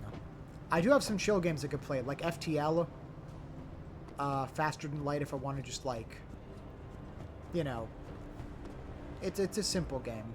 I could even have people. I could even name some of my crew members after people in the chat if I wanted to. But I'd like to play something, even if it's something simple. 20 missions completed, 14, 6. Man. 6 sectors liberated, a game completed. I missed a lot of stuff there. That's okay. They don't have any control anyways. Interesting that Mount Vogel doesn't seem like it's named on the map, but it's named when you go in there. Once get like a ton. That's the thing. Yeah, when you got a lot of people, it'll be difficult. So it's nice to get these smaller streams. But yeah, definitely. You two have a good one. Yep. Just gonna exit the game and then I will stop streaming. So you have a good night. You have a good night, and we can talk again sometime on stream. Tune in next time. Goodbye.